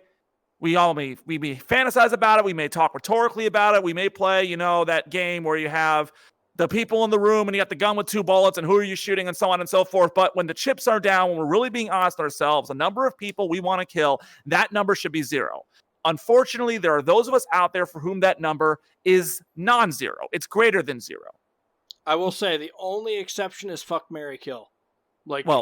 Yeah, like I said, it's only exception. Like when you're playing games like that, okay, I get it. That's one thing. But it's like when we're trying to be serious, it's like it should be 0. But so the question is, how do we solve that? And we do have, and yesterday on the breakdown, which the Lincoln Project's bi-weekly show, Rick mentioned that the fact that you have all these people that are just so obviously suffering from mental delusions. Like I said, the guy in Georgia said that I'm not a racist. I just can't get it up, so that's why I did what I did. And this, I just can't get it up. My PP hard because the Asian ladies, so I shoot them. Yeah, one does. Wasn't his original claim sex addiction, and then people would go on to say sex addiction actually doesn't exist? Yeah. Or if it does exist, it's like, well, the whole thing is that, like, it's like when the guy came out and it's like, well, we just had a bad day. It's like, I have bad days too. You know what I do when I have a bad day? I come on H3VR, and I shoot these fake guns, these virtual guns. I don't go out and get a real gun and shoot real people. I don't do that. Okay, I know not to do that. What was the name of that attorney that actually tried to ban video games in certain states? That would be Jack Thompson. Jack Thompson? So- I know so- about that guy. So to Jack Thompson, the guy that who could get it up, who didn't do what Helios is doing here, is less dangerous than Helios. Apparently. I mean, Wasn't also Because Joe Lieberman involved in trying to get video games banned? Yeah, fuck Joe Lieberman, though. it was either her or him or Tipper Gore. Gore. I said this before with these particular types of people, like the guy who suggested video games in 2020, when video games are a major driving economic force, when so many Americans play video games that there is one gamer per household, at least. Yeah. I said, and I quote, and I stand by it, this guy's fucking speedrunning being removed from office. Yep. Like, because that don't fly no more. We see the it don't. Jack Thompson rhetoric and we fart on it, basically. Mm-hmm.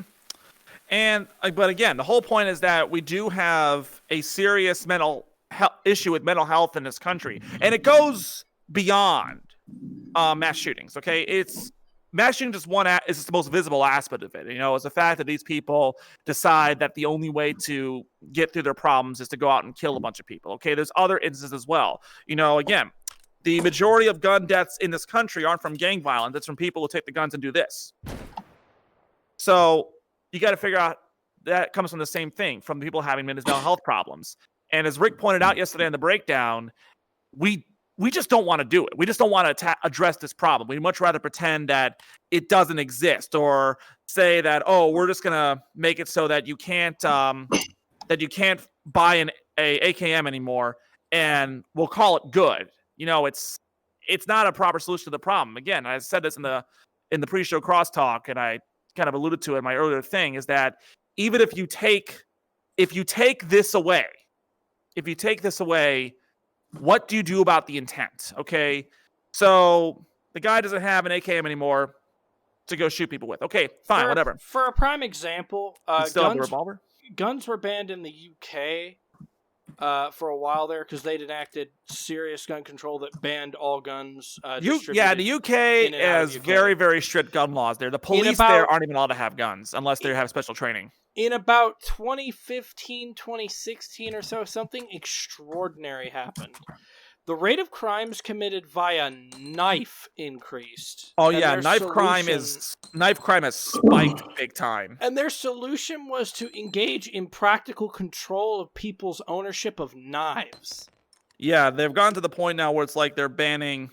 I think they want to like ban scissors for a while, which, okay, you know, good luck with that. Yeah, and how dare you snip that? That's construction paper, Johnny. Don't you know that's a deadly weapon? Anyways. Because guess what? They pretty much outline Helios's point for him. It was never the object. It was always the intent. Yeah. Mm-hmm. So what are you going to do about that? Someone has murdered someone with a shoe. Oh, I guess I'm not wearing shoes anymore. Oh, no. I mean, Australia enacts some gun control, and they've managed to not go like all nutty with knife crime and stuff. Australia like that, actually had a mandatory buyback of all their guns, but they didn't take all the guns away. It was just like, you know, hey, listen, if you're in the city and you want to give us your gun for a buyback, you know, go ahead. You know, we're there. If you're out in the outback, you know, you're good. Okay, you're fine. And they did this after their first mass shooting. On a related story, we had the mass shooting in New Zealand a couple of years back, and they immediately banned all ARs. Now, again, people use it as an example, saying that weren't guns already banned in New Zealand? No, they weren't. Like they actually, but after the Christchurch shooting, they banned ARs. Now, okay, so the Christchurch shooting, I want to be specific on. This man tried to shoot up more than one church. From what I understand, there was another place he tried to shoot up. Yeah, it was. And the pastor just defended his congregation with a hunting rifle. Now, he didn't have to use it, but that man was arrested just because he pointed his hunting rifle at his assailant. Well, yeah. Okay, so that's actually something that can happen here in America as well, because the general rule of thumb for a lot of gun laws in more purple states like Michigan is that if you pull the gun you better intend to use it. All right, because even if I just pull it out to threaten someone, because I actually know someone. This occurred at a local business a couple years ago, and they were a cook there. And there was an argument between, the employers of the business and the patrons, and it was getting pretty ugly, like a proper scuffle was breaking out. So he happened to have a gun in his car. So he goes up to them, and I want you to watch very closely. What he does basically is he does this. He's walking up to them, he's pointing the gun at the ground. At no point is he pointed at them. And I guess someone was like, oh, that's not loaded, that's not loaded. So he does this. He just fires the gun at the ground. And then it turns to a whole kerfluffle. Now people are trying to tackle him and so on and so forth. Long story short, he gets arrested and charged with reckless brandishing of a firearm. Because the idea is that if you pull the gun out, you better use it in self-defense, Unless you're like at a range like we are right now, where you can just walk up to bottles and just do like bang, bang. Stephen Bowman of Destiny did bring up something different, but a second purpose of a gun shouldn't necessarily be escalation of a situation, but de-escalation. Well, yeah, that's the idea. Is that the whole idea is that once you pull out the gun, now everyone's paying attention. Now the situation is like serious. This is when you tell people that you're serious business, which is the very libertarian argument, by the way, for arming as many Americans as possible. And I've emphasized this before on the show. Is like, the one thought experiment that Penn and Teller had on their show one time, Penn and Teller Bullshit, which if you haven't seen it yet, you should watch it. It's a really, really good show. They had this thought experiment where it's like, all right, so by and large, most gun crimes are committed by men. So what if we amended the Second Amendment so only women could carry guns? And you issued like a little 1911 pistol here to all the women in America, and they can do whatever they want with the pistol. They could keep it. They could, lock it up in their house. They could just throw it away, whatever. It's their gun. But let's say 50% of women decided to carry.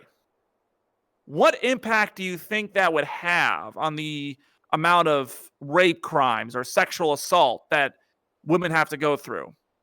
Do you think there would be some kind of effect? Do you think people would be as willing to try and take advantage of a woman if they thought there was a chance she had a gun on her? Hell no. Mm-hmm. So that's in fact, that's why some women get firearms. Absolutely. I mean, that's why a lot of people get firearms, especially if you're living in an area like Detroit.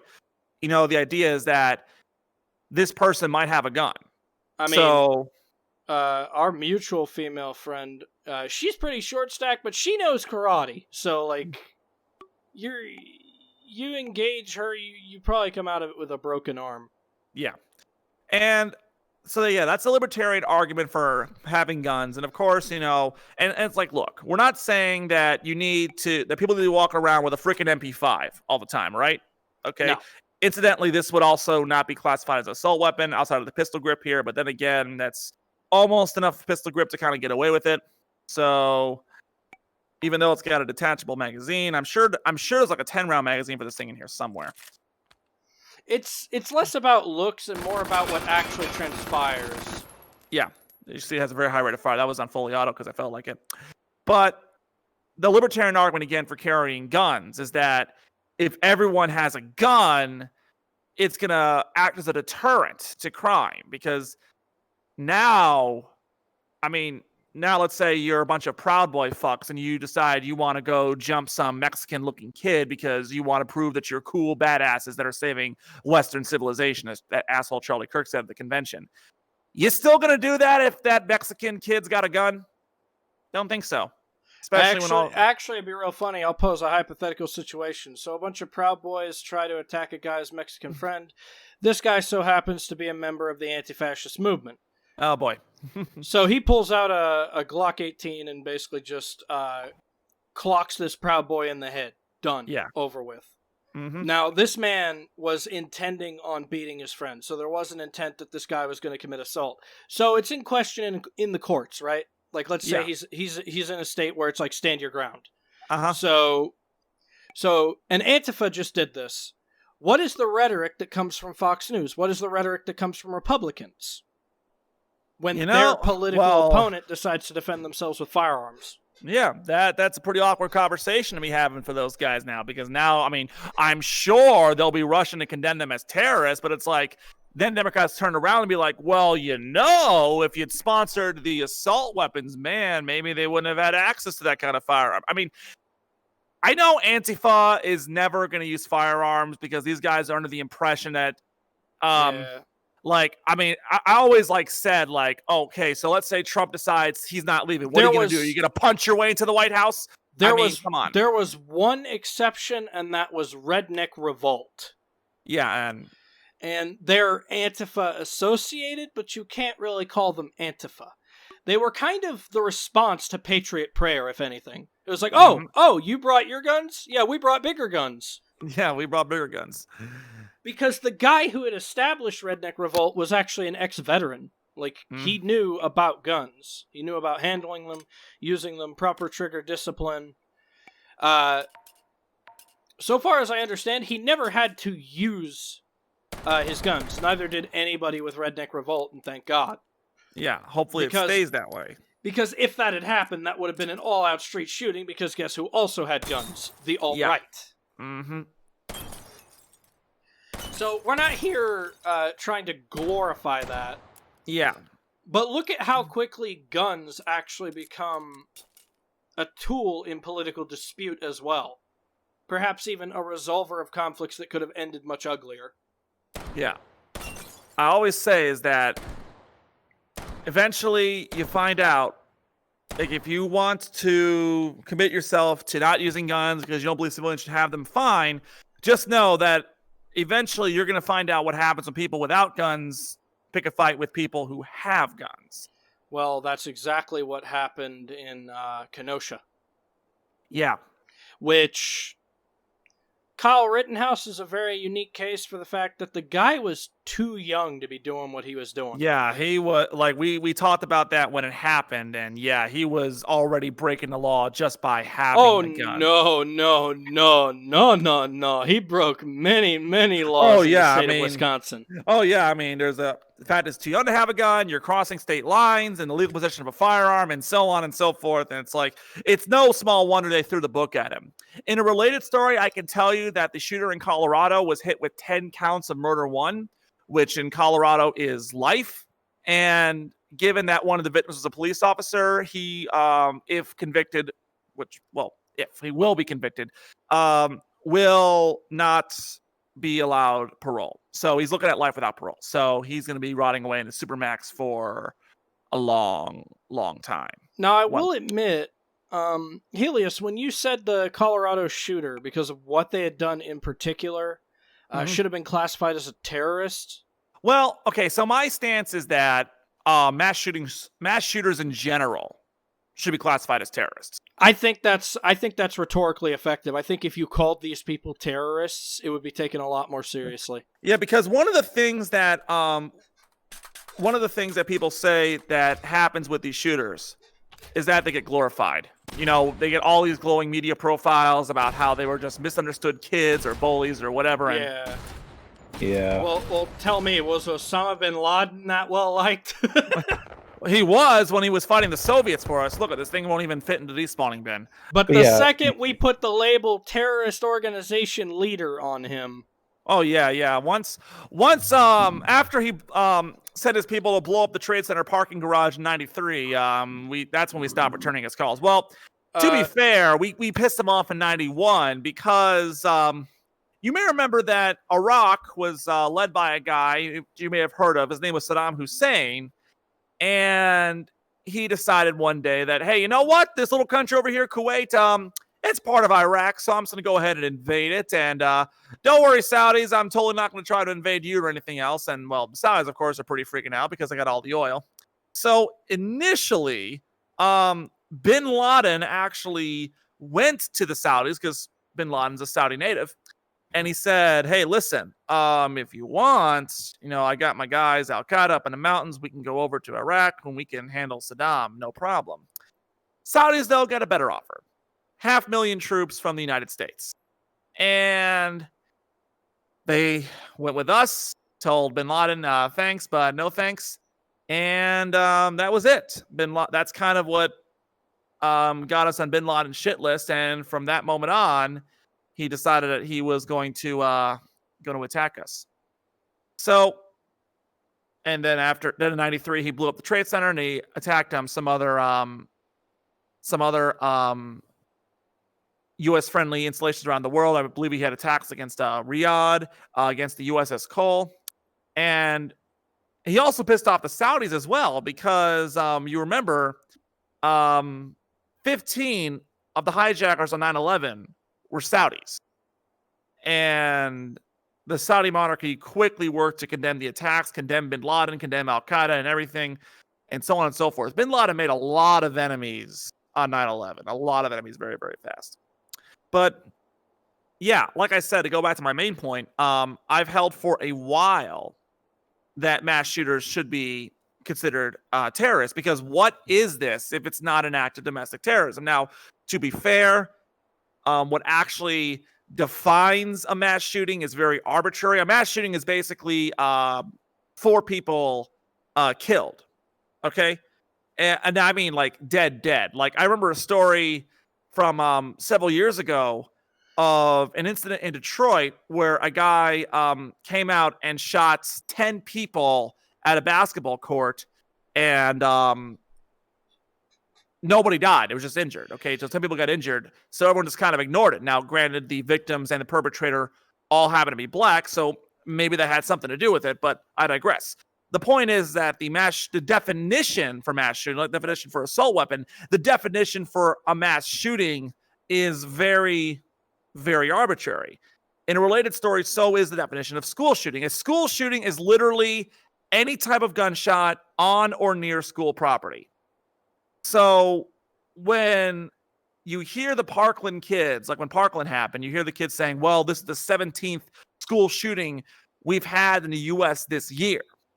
And you're like, whoa, wait a minute. There were 17 other cases where some guy went into a high school and started gunning down kids. No, those other 17 instances were suicides on school property, accidental discharge on school property, or completely unrelated gun violence like gang violence that happened to be taking place near a school.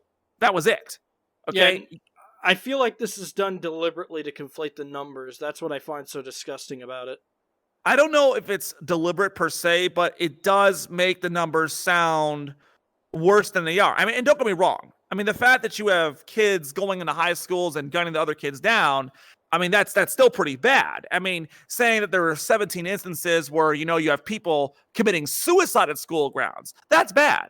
Okay, but it's not the same as saying that there were 17 instances that were all in the same vein as Columbine or Virginia Tech or Parkland, okay, or Sandy Hook. That being said, and this will be the important connection to your line of rhetoric, the people who did these things are terrorists in your eyes, yes? Yes. There you have it. So, guess what? Just in honor of this line of rhetoric, because I actually really vibe with it and agree with it, the next time we find ourselves talking about a school shooting, we're going to call it an act of terrorism, even if the mainstream media won't. I'll take you a step further. Dylan Roof. This guy shoots up a black church. He does it specifically to start a race war. Why shouldn't we send him to Gitmo?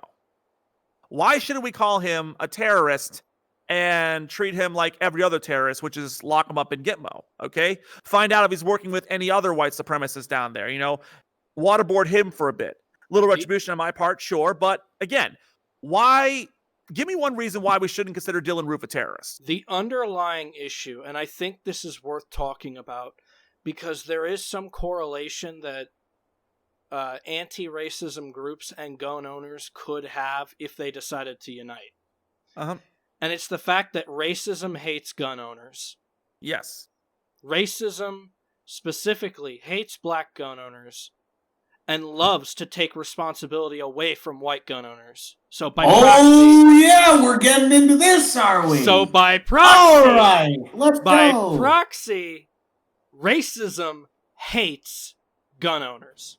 That will be a line of rhetoric I stick with too. Holy shit, we've been over 2 hours with this. Yeah, this is a long one. I'll agree. Yeah, well, I mean, Gonzo, we can't just come on here and do like a virtual gun range without actually trying to address the issue of the gun, try to address the core issue.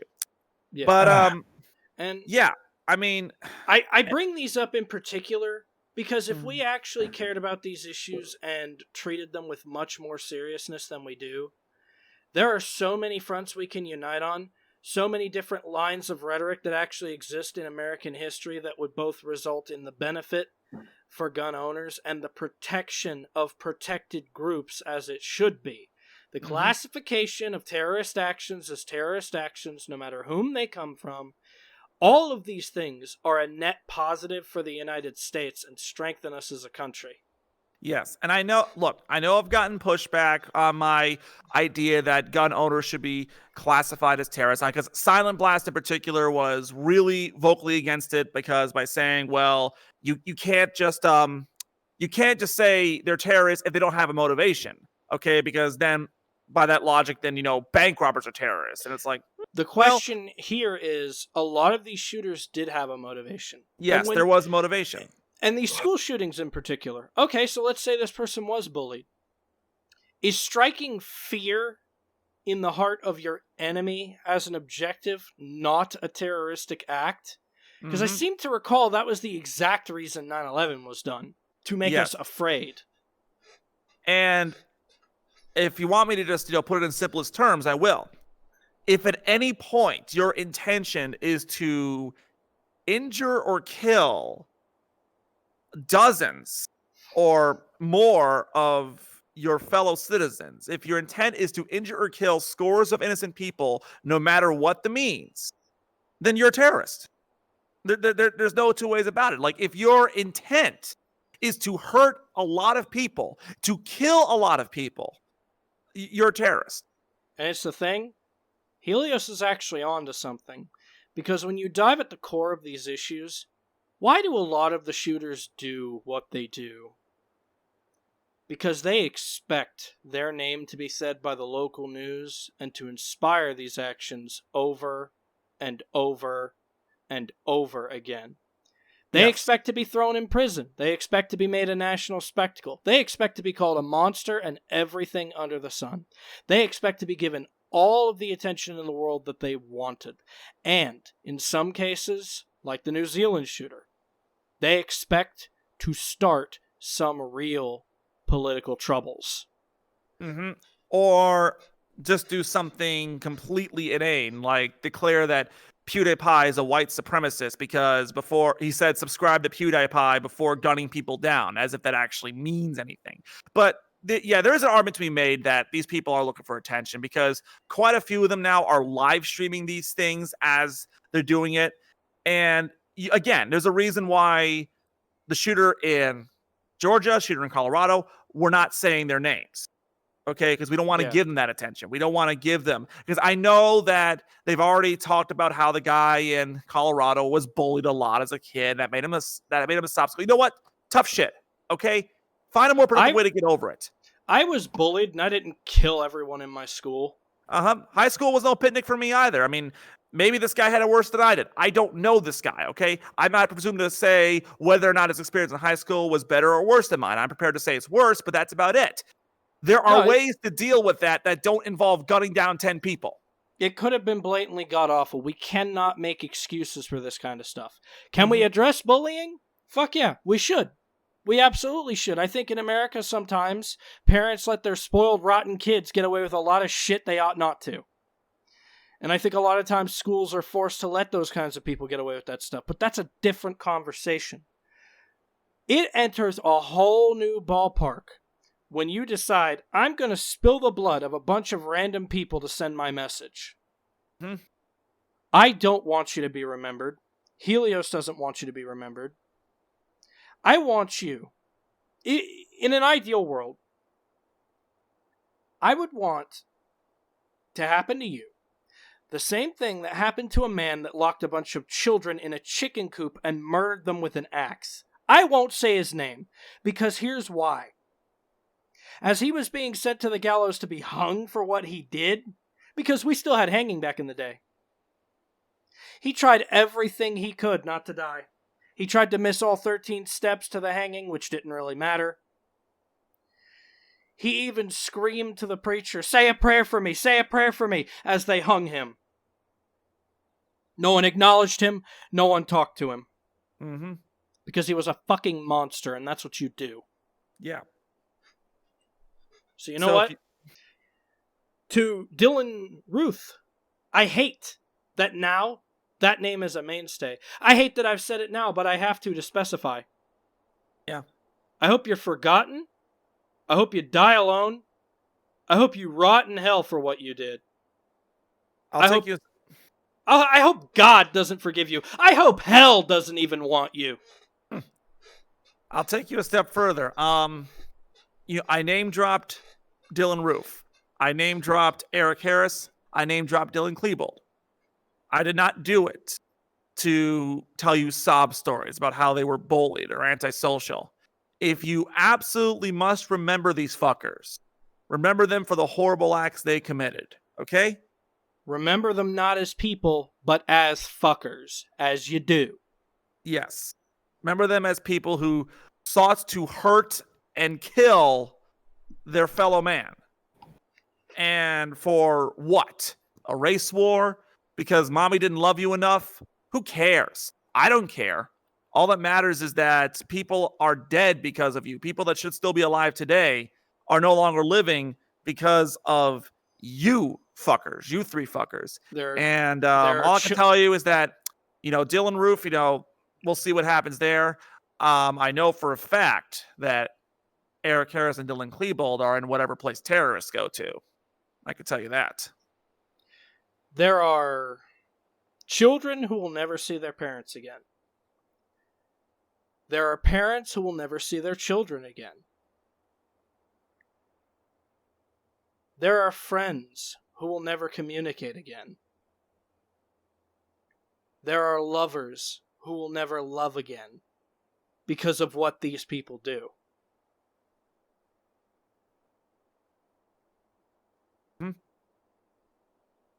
So they're not people to be sympathized or glorified or really eulogized or anything. If you absolutely must remember them as what they chose to be. They chose to be murderers. They chose to be terrorists. They chose to end innocent lives for their own gratification. They are people that should remind you what is special about the human race, what we should all aspire to be. And they do that by showing us the black, vacuum, shriveled opposite. They show you what would happen to the world if nobody cared. In fact, that's why I don't come out to outright condemn people that are on the side of gun bans. And I have people, friends, who support that kind of legislation. It reminds me that in a time of crisis, while you can take advantage of that crisis, you care all you damn well can. And even if you fail in the end, like this assault weapons ban did, fuck, at least you tried. All I'm saying is try harder. Yeah, I mean, that's my message to Dianne Feinstein is, if you're actually serious about addressing this problem, try harder, okay? Don't Control-V the last ban and add a whole bunch of names to it. If you want to... why don't you try to do something that actually addresses this thing? Don't just ban a whole bunch of guns by name and call it a day. Start talking about, okay, we're going to implement red flag laws. We're going to implement gun violence restraining orders. We're going to mandate that if you do want to get a concealed carry permit, you need psychological screenings. And if that leads to Supreme Court decisions or lawsuits by what's left of the NRA, so be it, okay? That at least would tell me you're serious about actually addressing this problem rather than just bringing back a bill that never really worked and ultimately was allowed to expire and for good reason and just calling it good. Okay, you have to show us you're actually willing to be serious people about this. I'm actually somewhat bothered we didn't condemn the FBI when they knew about the Sandstone shooter, when all these red flags were brought to their attention and they sat by and did nothing. The Parkland shooter, there was about 1,000 red flags saying that something was going to go down and no one... That's what kind of pissed me off about that orchestrated BS speech that was given after the fact. When she went out of her way to say she wasn't talking about the FBI. Mm-hmm. The people who could have done something. The people who absolutely, if that man had been put behind bars, would have prevented the whole damn thing. Mm-hmm. And he'd crossed enough lines to justify it. Yeah. All right. So now we've gone appropriately deep and heavy enough. Let's go ahead and start wrapping up the show here. So a couple of interesting reactions to what's been going on. Lauren Boebert, we've mentioned her a couple of times in the program. She's one of the new Trumpy-esque freshman representatives. She's actually represented from Colorado.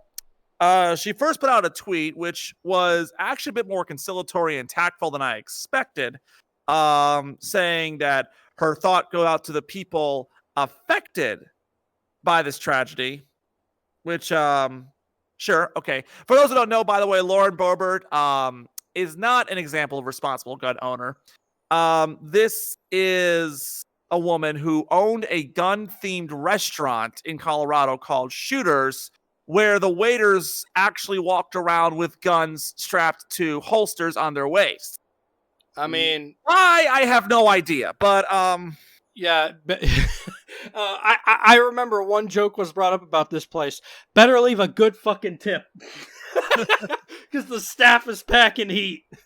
Yeah, and not to mention we've seen the picture before of her doing the interviews for the Zoom meeting with her fucking AR-15.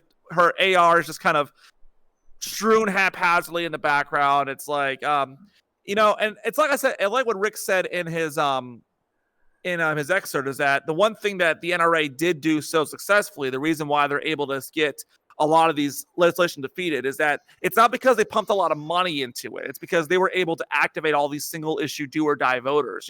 People that they may disagree with a candidate about 99% of the stuff they say, but if they support guns, they're my guy. They're my guy. I'm voting for them. And but yeah, now Boebert's of course back to the hell no, they won't take our guns kind of fundraising stuff, and it's all bullshit. It's all performative stuff to get herself, fundraising for the 2022 re-election campaign. So, you do you, Lauren Boebert, you do you. Fuck Marjorie Taylor Greene, by the way. Yeah. Marjorie Taylor Greene. This is the woman who decided that I don't know if it was her or Boebert. It was one of those two broads that decided to try and bring a gun onto the House floor after the insurrection. I believe it was Marjorie Taylor Greene. It was sounding like Marjorie Taylor Greene. How about the campaign propaganda she put up where she implied she was going to fucking shoot Alexandria Ocasio-Cortez? Oh, yeah, and that too. It was pretty fucking obvious. Yeah. Yeah, I mean, Marjorie Taylor Greene, like I said, there's a reason why she got... I'm sorry, but I shouldn't have to be on the floor with somebody who threatened to kill me as their campaign slogan. Yeah, honestly. It's like, why the fuck they're not going to expel her, I have no idea, but whatever. Anyway. So, other news that's been going on that you may have heard about, there is a tanker stuck in the Suez Canal. Shit. So, the Suez Canal is a canal in Egypt, and it's one of the most important waterways in the world. Really, it helps connect the Indian Ocean and that area around there. The sea between Australia and Africa to the Mediterranean Sea, and consequently the waterways of the Atlantic. It's pretty important. There's a lot of traffic that goes to the Suez Canal, and there's this huge tanker that somehow got stuck in there. And it's basically wedged perpendicular along the entire length of the canal so that nobody can now get through. And it's backing up a lot of traffic around the canal. And I do mean a lot of shipping traffic. It essentially Austin powers that fucking huge-ass boat. Yeah. Oh, yeah. Like, they're trying to get it unstuck, obviously. And it's important they do, because I'm not going to lie to you, folks. This is the kind of situation the Cold War would have gone hot over. A sudden loss of access to the Suez Canal. I mean, so it's definitely something to keep an eye on there. Hopefully everything gets resolved and everyone gets to go. Everything else. I brought this up in our little group chat. I pinged Scarlett about it because she's interested. BB has failed to form a government again. Of course, when I say BB, I mean Netanyahu, the Prime Minister of Israel. This guy has been embattled for the past year or so. He's been dealing with a lot of problems regarding corruption and so on. I'm sorry. What is the inside joke about calling him BB? I think that's what everyone calls him. I think because his name is Benjamin Netanyahu, but everyone just calls him BB. I think it's an Israeli thing. But yeah, he has unable to form a government. So this is like the fourth or fifth time they failed to form a government in an election. And he's now the only way he's going to be able to get a majority in Israel's government and actually form a coalition and keep himself in power is if he aligns himself with the Israelis, which or not the Israelis, the Arabs, which is might be a little tricky. I don't know. Given that, he's been he hasn't exactly been conciliatory to the Palestinians over the Gaza Strip and the West Bank. He has openly accused Iran of making nuclear weapons with no evidence, and it's part of the reason why we pulled out of the Iran deal to begin with. So, yeah, I don't think that baby is going to have a very easy time going forward. As I mentioned earlier, Kamala Harris is taking on the current migrant crisis down at the southern border. So this is vice presidents usually don't get occasionally the vice president will get a really major policy assignment, even though they're usually just mainly just to be there to be kind of a warm body in case the president keels over or gets forced out of office. So be interested to see how Kamala takes this.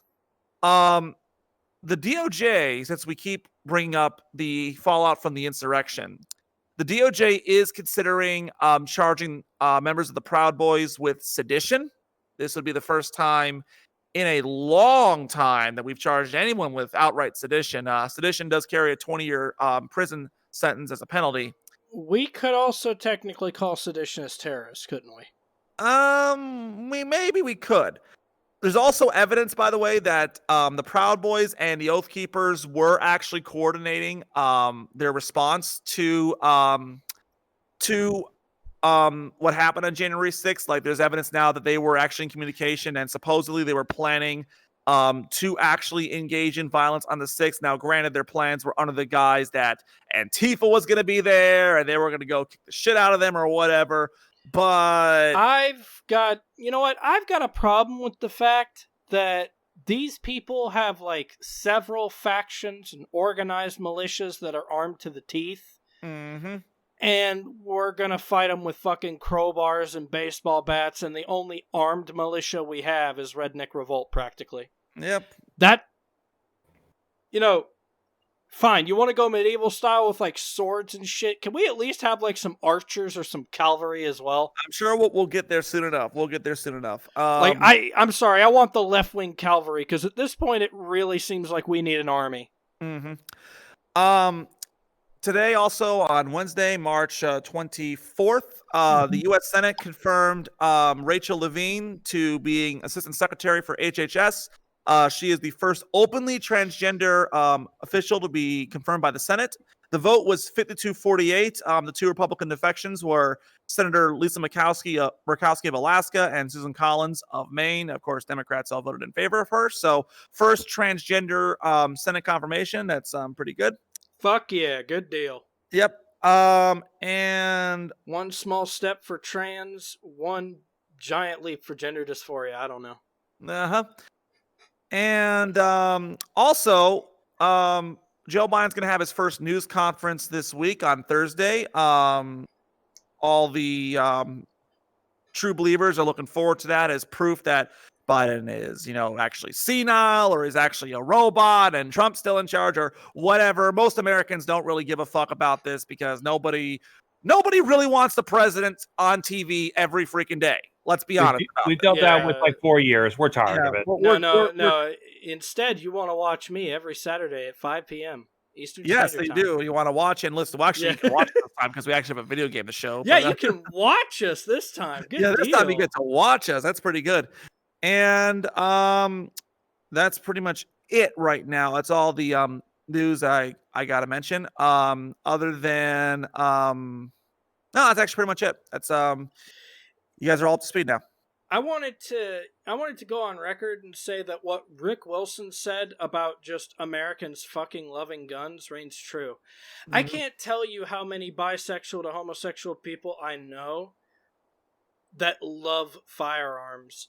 One in particular is incredibly pro firearm, lives in Texas, and can't come out to their homophobic parents. So they use the shooting range as an outlet to cope. Yeah, no, we're not taking that away from LGBT people. I'm pro-LGBT and pro-gun, and I'm especially pro-LGBT gun. If you want to put the rainbow flag and blazon it on a fucking Glock 17, I don't care. I am completely supportive of individuals getting firearms training. Yeah, I think they need it. And honestly, if it is a good outlet for some LGBT people, good. One of my personal friends loves guns, and I wouldn't have it any other way. And another friend is a friend that lives more around the lower region of the United States. Mm-hmm. And, of course, you know, they're bisexual, obviously. But a lot of the time, they come into our Discord conversations really depressed because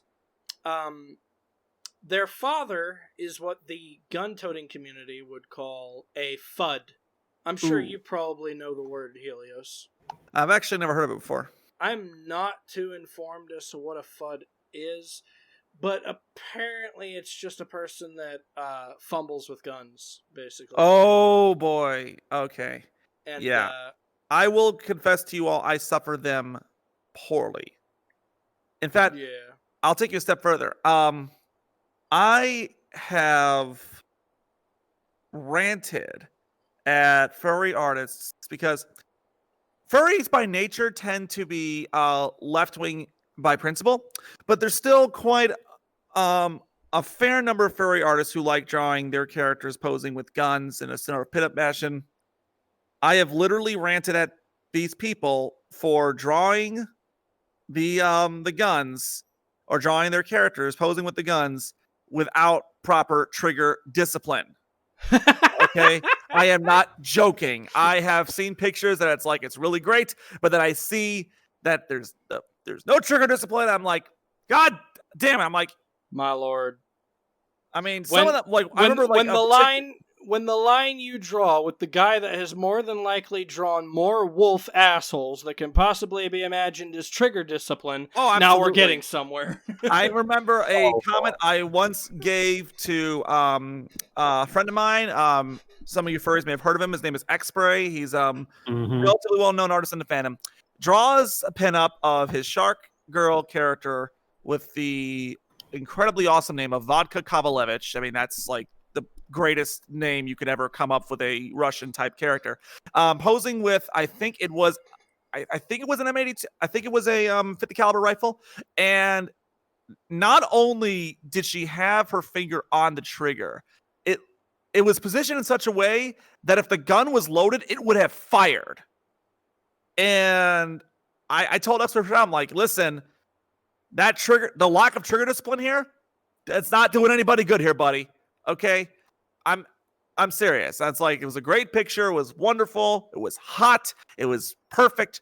But the finger was on the trigger, and if the gun was loaded, it would have. If it was in the real world here, like if there was really like a 6 foot tall naked anthro shark woman holding this gun in this matter, it would have fired, and that triggered me. No pun intended.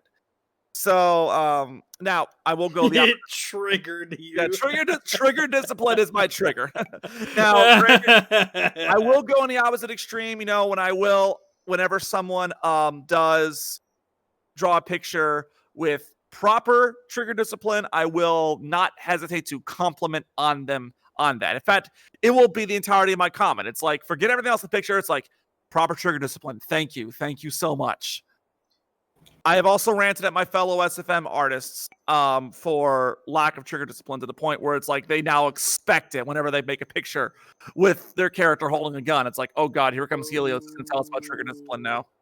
I actually sometimes forget you're an SFM artist. Uh-huh. Yeah. Dang. And whenever guns are involved, I always trigger discipline.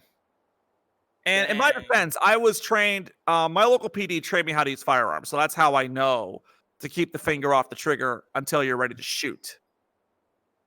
So trigger discipline, very important, people. If you've ever seen Pulp Fiction, that's how Marvin got shot in the face. Okay? Vincent wasn't using proper trigger discipline. That's how Marvin got shot in the face. Also, the car hit a bump. Anyways. All right. Oh, man. Let's wrap it up. Unless we got, do we have any questions from the audience, Sharp? You know, sadly there aren't that many questions, and I was a little disappointed by that. Oh, that's a shame. Yeah, because I actually wanted questions from the audience. I wanted to see what they had to say about this whole ordeal. Sadly, no questions this week. Well, that's too bad. Well, maybe next time. Just remember, folks, that if you have anything you want to ask us, because again, we're doing these tape now instead of live, and if you have any questions you want to ask us about literally anything that we talk about in the show or our opinions on anything that we don't get to in the show, things like that, just send it in and we'll do our best to answer. We promise not to laugh at you unless it's something that's just completely ridiculous. Yeah, I already know we've went well over the line, and I'm going to get chewed out for this later, but I really hope you guys have enjoyed... You know what, we'll just say this is a special. I really hope you guys have enjoyed this Sharpcast special. Yes. And I hope it was informative. Mm-hmm. I hope you were fairly entertained by what we showed off. It's wishful thinking, but I actually hope some anti-gun people learned a thing or two about guns today. Yeah, here's hoping. I got the RoboCop gun out now. That would be the most ideal scenario, that someone who's anti-gun comes out cooking up better policy later on. Yep, because again, we're not trying to tell you that, you're wrong for supporting a gun ban or right for supporting a gun ban. We're trying to show you what that ban would actually do. The way it would work, the way it wouldn't work, and just, the kind of weapons that would be allowed and would not be allowed. And our hope is that by doing this, we can give you guys a better idea of how effective or ineffective, as the case may be, these legislations actually are. And this might hopefully get you to get your reps and senators to come out with new legislation, like saying, hey, Senator Feinstein, maybe instead of banning guns by name, why don't we try banning guns by caliber? Why don't we ban guns that use a 50 caliber round or things like that? Something a bit more than what we have now. I think we should end this with a demonstration of the Stinger missile, because this is, again, incredibly illegal for citizens to own. This is actually, though, what won us the war what won Bin Laden the war in Afghanistan. We gave the Mujahideen all the Stingers, and they shot down the Soviet Air Force. So what it does, it works like this. Wow, that is one Mm-hmm. rather interesting gun there. Yep. This is what is known as a rocket-propelled grenade, actually. Yep. Well, it's not a rocket-propelled grenade. Rocket-propelled grenade would be like an RPG. This is known as a man-pads. It's a man-portable air defense system. Oh, man. Yep. And we gave a whole bunch of these to the Mujahideen. So let's see here. Now we gotta put this thing in here. The meta commentary is that we created our own enemy. Yeah. Yes. And made them an actual threat to us. Yes. Mm-hmm. Certainly did. I gotta find Man pads. You mean like a cod piece? Yep. Oh, here we go. Okay, so now it's on. Now I gotta find yeah. All right, locking on.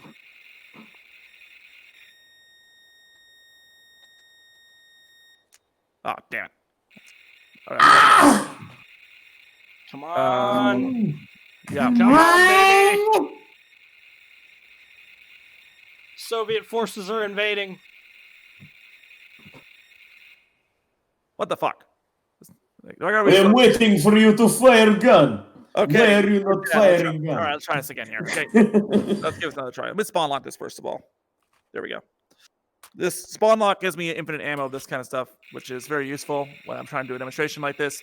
This is a very precise thing. Okay, where are the things? Where are they? Where are they? Where are they? Where are they? They're supposed to be around here by now. There they are. There's one.